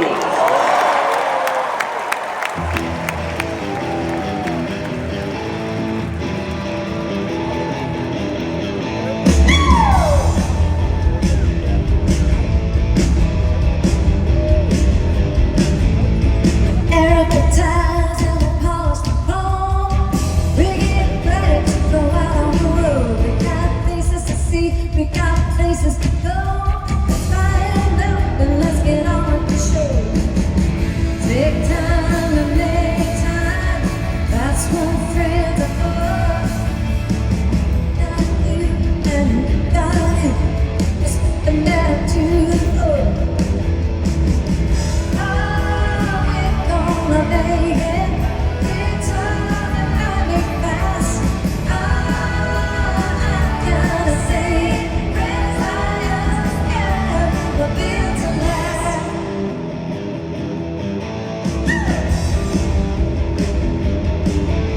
Sometimes the road feels like a crazy racetrack. You hit the birds and never feel like you're a crash. One thing for certain, one thing that's a fact. Lose control, baby, I got your back. Take time to make time. That's what friends are for. You got me and I got you. Let's put the metal to the floor.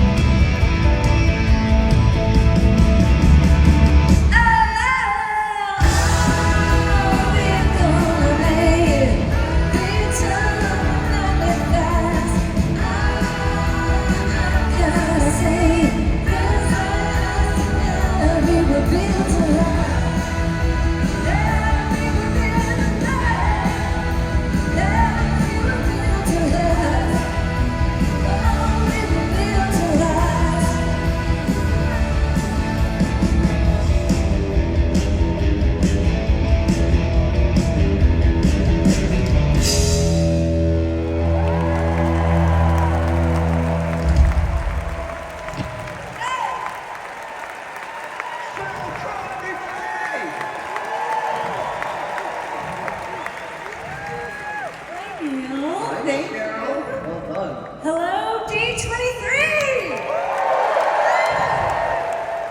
I cannot believe it's been 20 years since Lightning McQueen first pulled into Radiator Springs. Can y'all believe that? I am so excited to be back in this world, and hey, since I'm here, and the band's all here, and you're here, and it's D23, and it's the 20th anniversary of Cars, how about we go back to where it all started? Can we do it?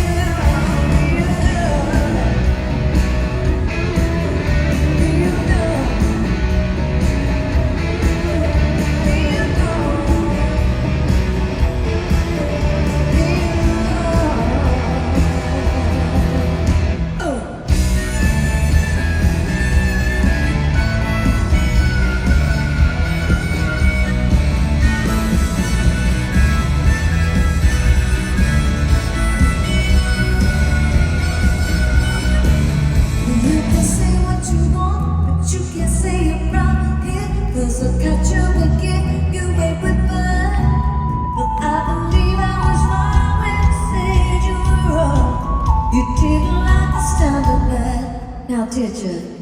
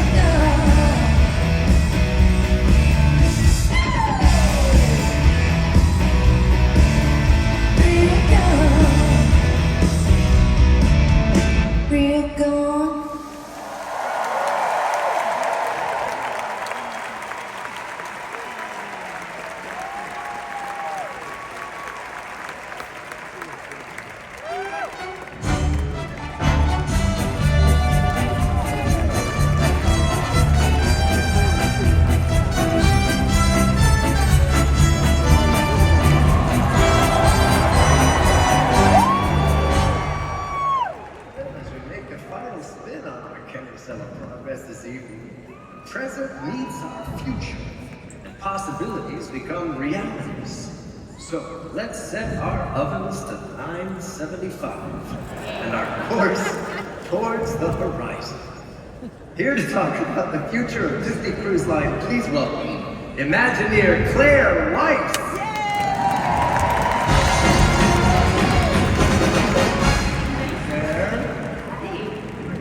I'm great. Welcome to D23. Thank you. So it seems like you guys have been pretty busy lately. Oh my gosh, very busy. So, we are continuing to expand our fleet, and we're going to be to 13 ships by late 2030. I know. And just since our last D23, we've already launched 3 new ships. The Treasure, I know.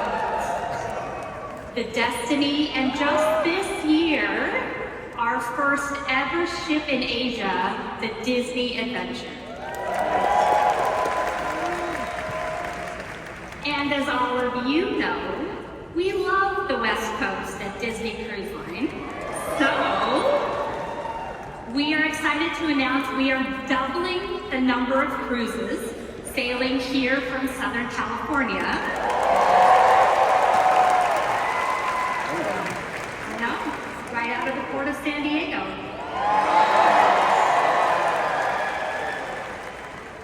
So that means all of you will have access to one of our beautiful ships for years to come. And we have an incredible lineup for summer 2027. The Disney Wish is going to Europe for her first time ever and visiting all new ports of call. And to top it all off, the Magic and the Wonder are returning to Alaska. Those are definitely on my bucket list. It is honestly an incredible time to be a Disney Cruise Line fan. So that brings us to our to the next year's edition, the Disney Believe. Yes. I've heard some things, but what can you tell us about this ship? So, the Disney Believe is the 4th ship in our Wish class, and she's really going to bring to life her own signature identity. This ship celebrates belief in magic, in family, the power of nature, and believing in yourself.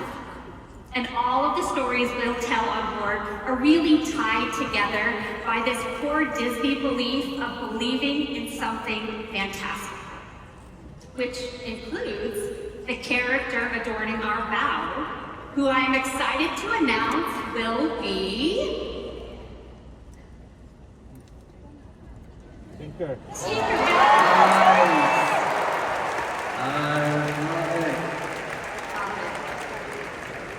And then on to the stern. Drum roll.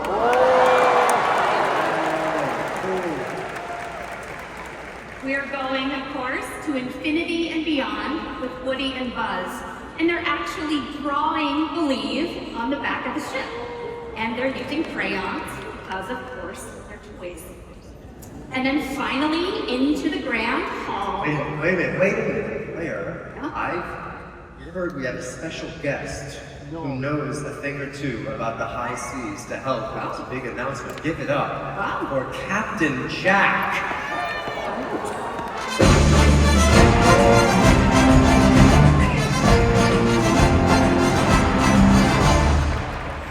Hey, y'all. You finally got your wardrobe, and I get it. You're Captain Jack Sparrow. Captain who? We're doing this again? This what? Neil. Jack, stop. You're 100% dressed like Captain Jack Sparrow. Neil, a fellow can't wear an elongated vest and a tricorn hat without being accused of piracy? Neil. But the compass? Well, I'm easily lost, hence I never even search for the wardrobe department. Why do you have a sword? I have a cheekbone. I missed the big announcement. But what about Moana being the new Grand Hall icon? No, we haven't said that yet. Good. Mum's the word. You can trust me, Strange. Well, up to find a Wardrobe department, yes, that's up. right. Is this way north? Nope. Got it. Bye.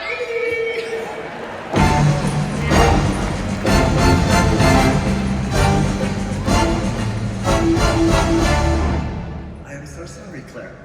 No worries. I guess the rooster is out of the basket. Yes. So, I am excited to officially announce that Moana will be the Grand Hall icon on the Disney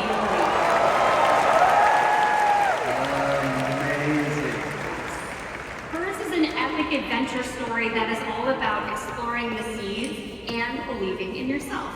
So she couldn't be a more perfect fit for this ship, and I cannot wait for you all to see her in person. But wait, that's not all you have to share with us tonight, right? Nope.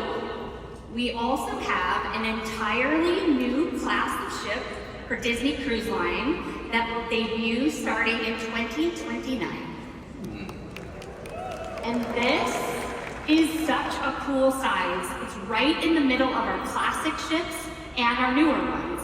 And this gives us some really amazing opportunities to visit new places and new people we just haven't before. And we actually have a preview of that new class of ship tonight that we haven't shared with anybody yet. Nice. Shall we take a look at it? All right, roll the video. Let's see it. The way you shape a line. From sketches and finished drawings, thinking ahead and creating new attractions for months and years to come. We keep moving forward, opening up new doors, doing new things, because we're curious. And curiosity keeps leading us down new paths. We're just getting started.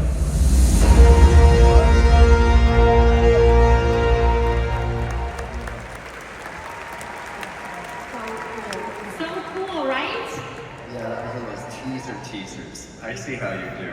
All right, Claire, thank you for being with us tonight. Best of luck to you as you create the Believe and beyond. Let's give it up for Claire Weiss, everybody. Great.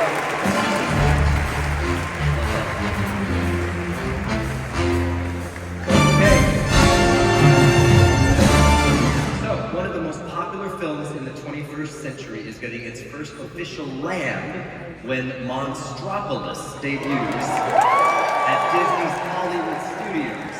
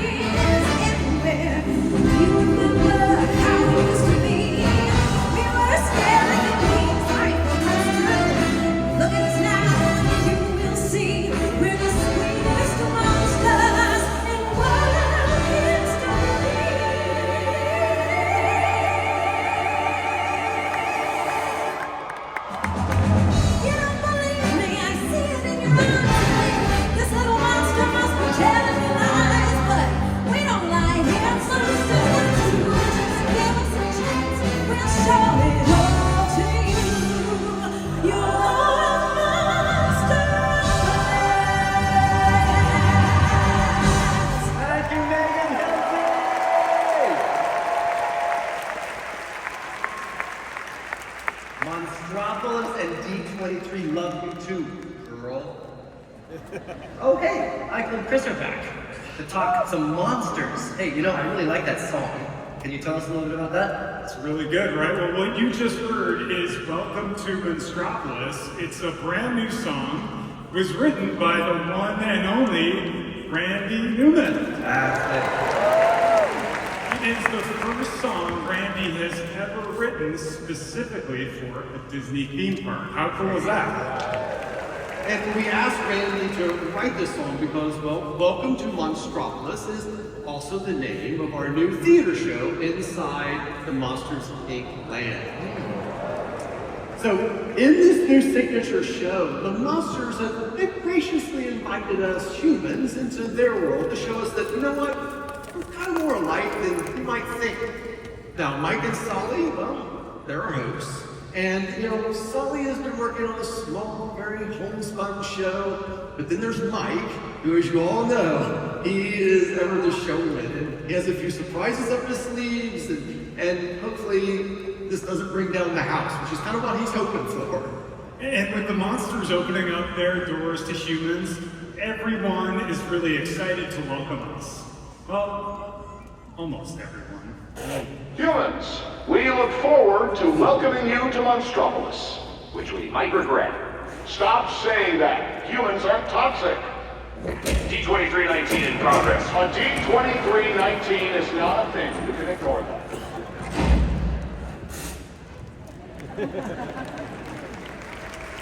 That doesn't seem like it's going to end well. But maybe it's just me. No, it will. We promise everything will be just fine. And you know, that's just one piece of the Monstropolis experience. This land is alive with all kinds of dynamic movements that you'd expect from a world where Mike, Sully, and all the monsters live and work. You know, the team is incredible. They're moving really, really fast. Chris, should we show them that sneak peek behind the construction walls? Yeah, sure, absolutely. So, all right, here we go. Let's take a look at this land as it stands today. That's the Glob Theater there on the right, and which is the home of our new show that we just talked about. And as we move down the street, you'll see Archie's Scared Pig Pizza, along with the Monsters University Alumni Club. Now, inside the Alumni Club is the Elite Scarers Club, and it's where we honor the legendary scarers from years past. Next door is the Scareporium. So if you're visiting Monstropolis, you want to grab that human or that great souvenir to remember your trip to Monstropolis, well, that's going to be the place to go. And then we have an experience we know that all of you in this room have been looking forward to for 25 years. It is Harryhausen's restaurant. This is the iconic location of Mike and Celia's ill-fated date from Monsters, Inc. And of course, Sushi Chef, he's gonna be there in person. What you're seeing is an early look at him in action behind our figure shop. He's awesome. This restaurant is gonna feature a menu unlike anything else that we offer at Walt Disney World. It's gonna be a great place to bring your schmoopsy food for that romantic meal. I cannot wait, I love sushi. All right, so that brings us to something that we are extremely excited about. And it's been a long time in the making. Let's go inside the Monsters, Inc. factory and Thor coaster building. Yes. You know, we were just with the team the other day and they showed us this amazing work in progress animatic. And Michael said, look, we've got to take it with us to D23. It's incredible. It's truly incredible. You are going to be lifted 40 feet in the air in 4 seconds and then launched into the vault. This is going to be mind-blowing. It's just incredible. And while the door coaster, well, we're still working through and prepping it for human ridership, the rest of the land is looking really, really good. And so we were thinking, well, why don't we just open it early? Like, say, next year!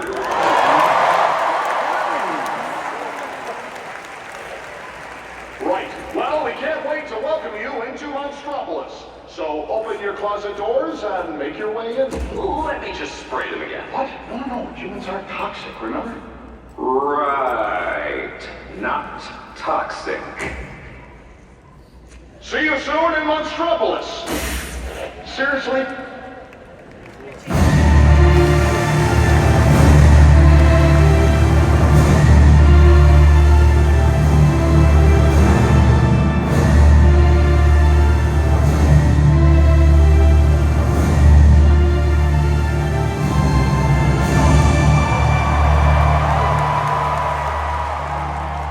2 years since my decree of a land shrouded in miasm. So I have summoned a new presence. Come forth and speak, Thomas Masnam. I'm here, Mirror. I'm here.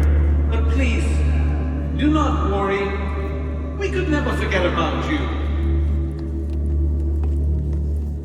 I assure you, I am not worried, for I know you will be sharing more.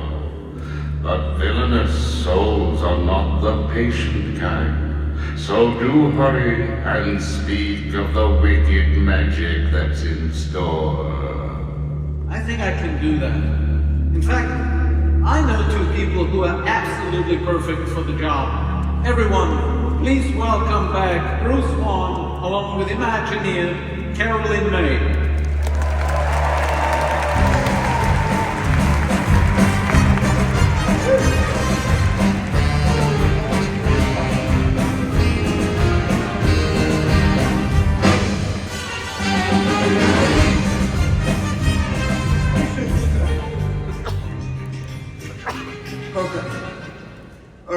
I know I speak for all of Imagineering when I say our villains expansion at the Magic Kingdom is one of the most anticipated projects any of us has ever worked on.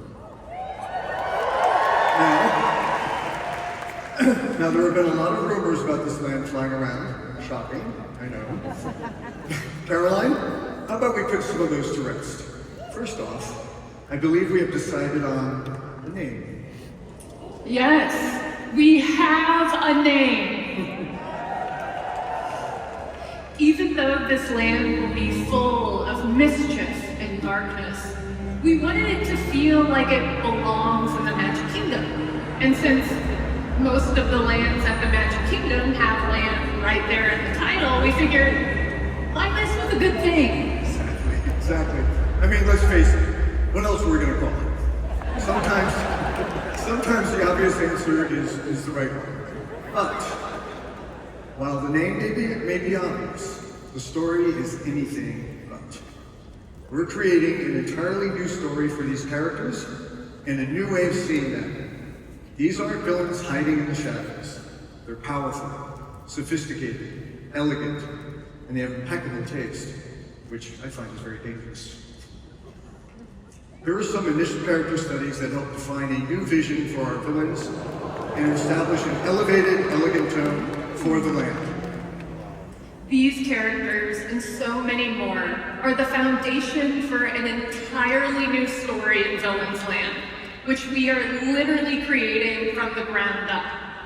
Like so many of our fairy tales, your journey begins when you stray from the safe path and enter the bewitching and foreboding dark forest.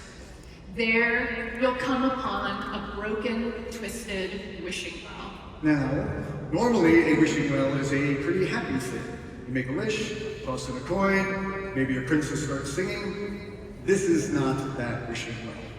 Yes. We wondered, what if a mysterious person made an evil wish? And what if that wish was so evil that it corrupted the well, broke it open, and infused the forest around it with the power of the well's poison magic? Dark magic up for grabs? I can definitely see villains wanting to be drawn to that. Exactly. And one by one, they have come here to claim it. Several of your favorite villains, including Cruella, the Evil Queen, and Dr. Facilier, who you saw earlier, have used this land's cursed magic to conjure the perfect new layers for themselves. Everything they could wish for. The architecture reflects the style, humor, and fiendish personality of the villain that owns it.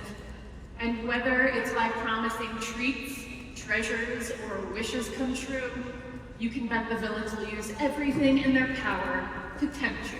Well, I'm sure they will. And frankly, I'm looking forward to seeing them try. Villains Land is one of the most ambitious lands we've ever created. It's huge, on the scale of Star Wars Galaxy's Edge, and completely immersive. Everywhere you look, the villains have taken over. The architecture, the food, the shops, even the landscape itself. And that's before we get to the attractions. You may have heard there are two major ones. And would you like to hear what they are? Well, our first attraction is going to be a thrilling coaster experience.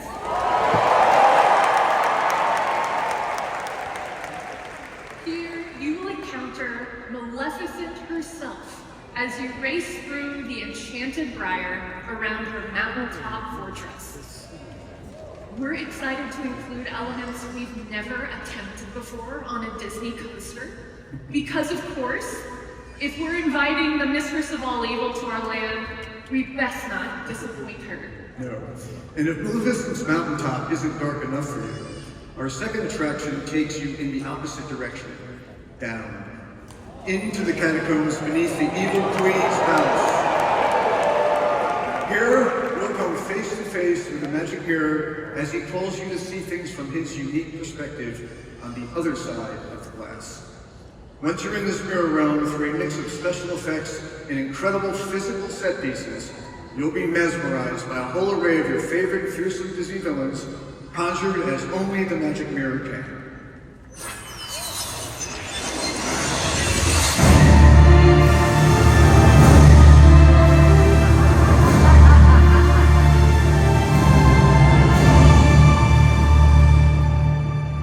Hey, Bruce.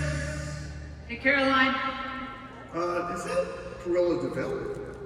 Yeah, a mirror summoner. Lucky us, right, kid?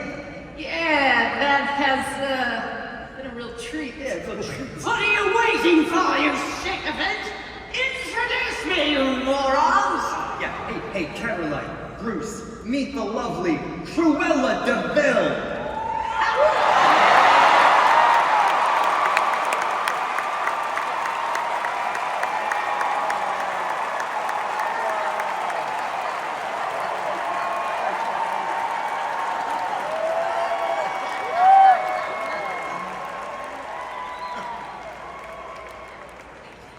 Caroline, darling, grey isn't your color. You must... Woof! And you must be Brutus. It's actually Bruce, but it's a pleasure to meet you. Well, such a sweet thought. I wish I could reciprocate. You! Yeah, boss. You! Yeah, over here. What is it that this one does, this Brutus? What does he do? He designs theme parks, boss. Theme parks? Yeah. Those horrible noisy things that families are always doodling off to? Someone actually designs them? What a senseless thing to do with your life. And suddenly Brutus doesn't sound so bad. How can we help you, Mr. Bill? Well, I was minding my own business, admiring my outfit in the mirror, when I heard, oh, thank you.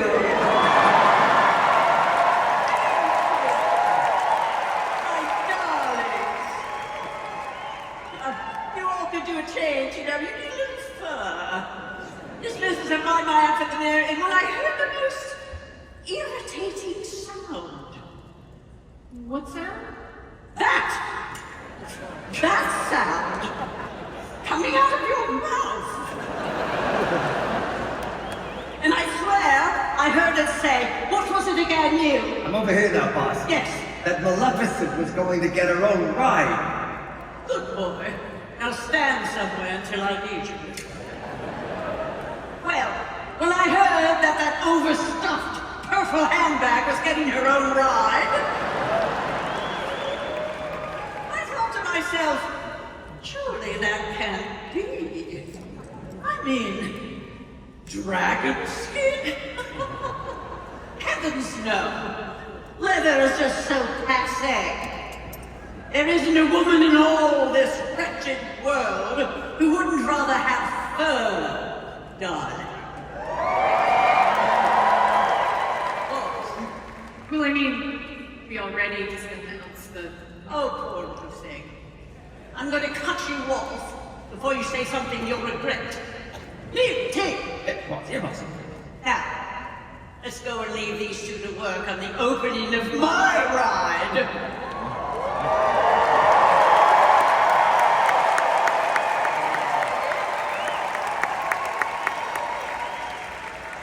Yes, and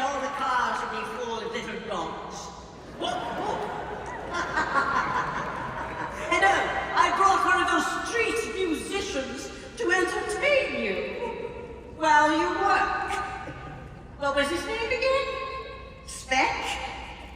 Beck. Oh, well, whatever. Dude with a dollar in his hat. Everyone, the iconic Glenn Close.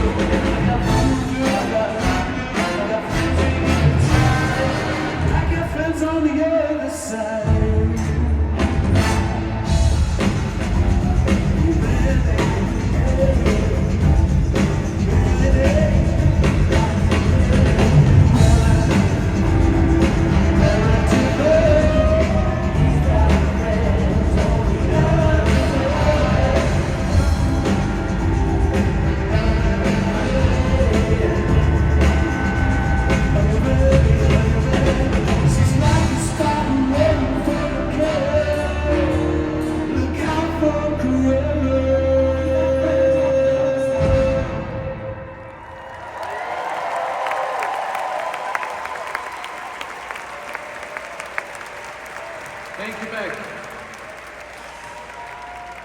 Before we say goodbye tonight, I want to bring us back to what all of this started. Our very first Disney experience, Disneyland. You all know, Disneyland is a promise. As that famous plaque on the front of the park reads, "Here you leave today and enter a world of yesterday, tomorrow, and fantasy." And over the past 7 decades, this promise has taken many forms, from early expansion to the Disney decade, from a second park to new hotels, to the recent additions of new stories, immersive lands, and new shows. And as we approach Disneyland's 75th anniversary, with an eye towards the horizon and the park's centennial, I think it's time to renew that promise once again in a way that deeply honors the original and imagines the future with optimism. And that starts with Tomorrowland.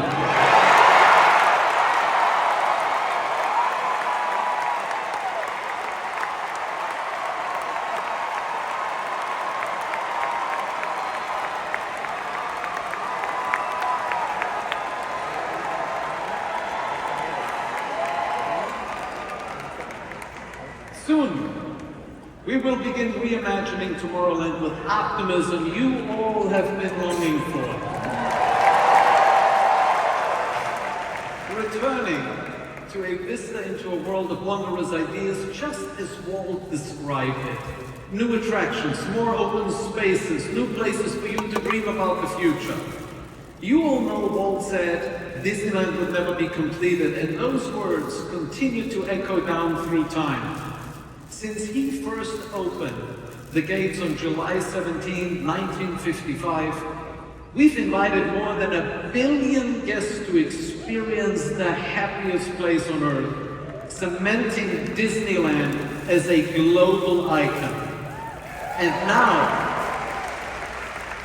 we are entering Disneyland's next great chapter, where new generations will continue to relive fond memories of the past and savor the challenge and promises of the future, and it all begins with Tomorrowland.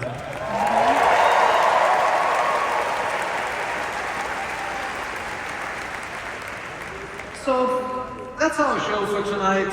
Thank you for joining us on our Disney Experiences Carousel of Progress as we begin travel into our great, big, beautiful tomorrow.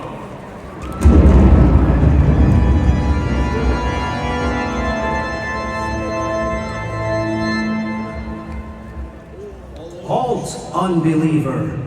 You made me a promise. You swore if I were to host this show, you would restore my favorite animatronic character of all time to his former glory. Behold!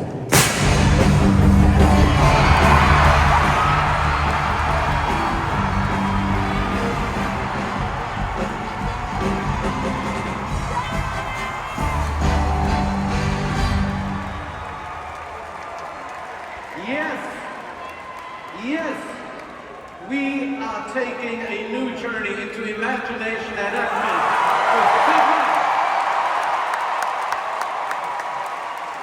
with Figment and Dreamfinder. I'm so happy to tell you this. We know how important this is to you.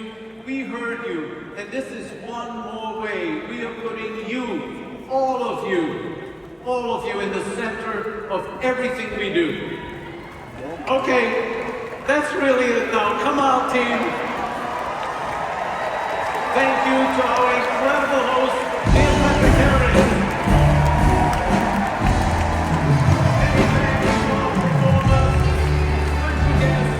Thank you to my Imagineers.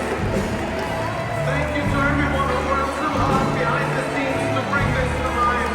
And most of all, my heartfelt thanks to all of you for joining us on our own very Carousel of Progress. We have so much happening right now, and remember, everything we do is all for you. Thank you for joining us. And here is back one more time. Good night, everyone.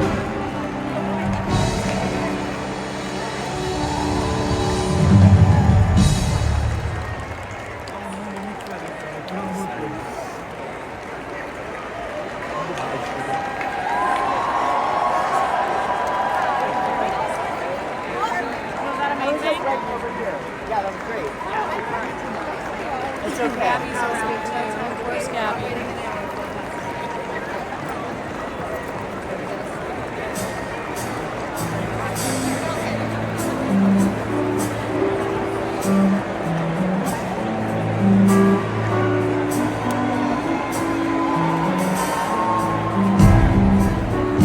Two turntables in the microphone.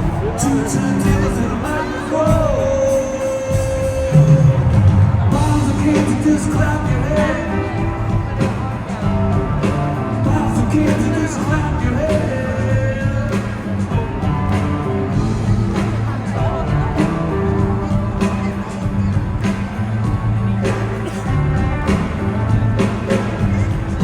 There's a destination, little up the road from a habitation in the town you know. A place we saw the lights turn low.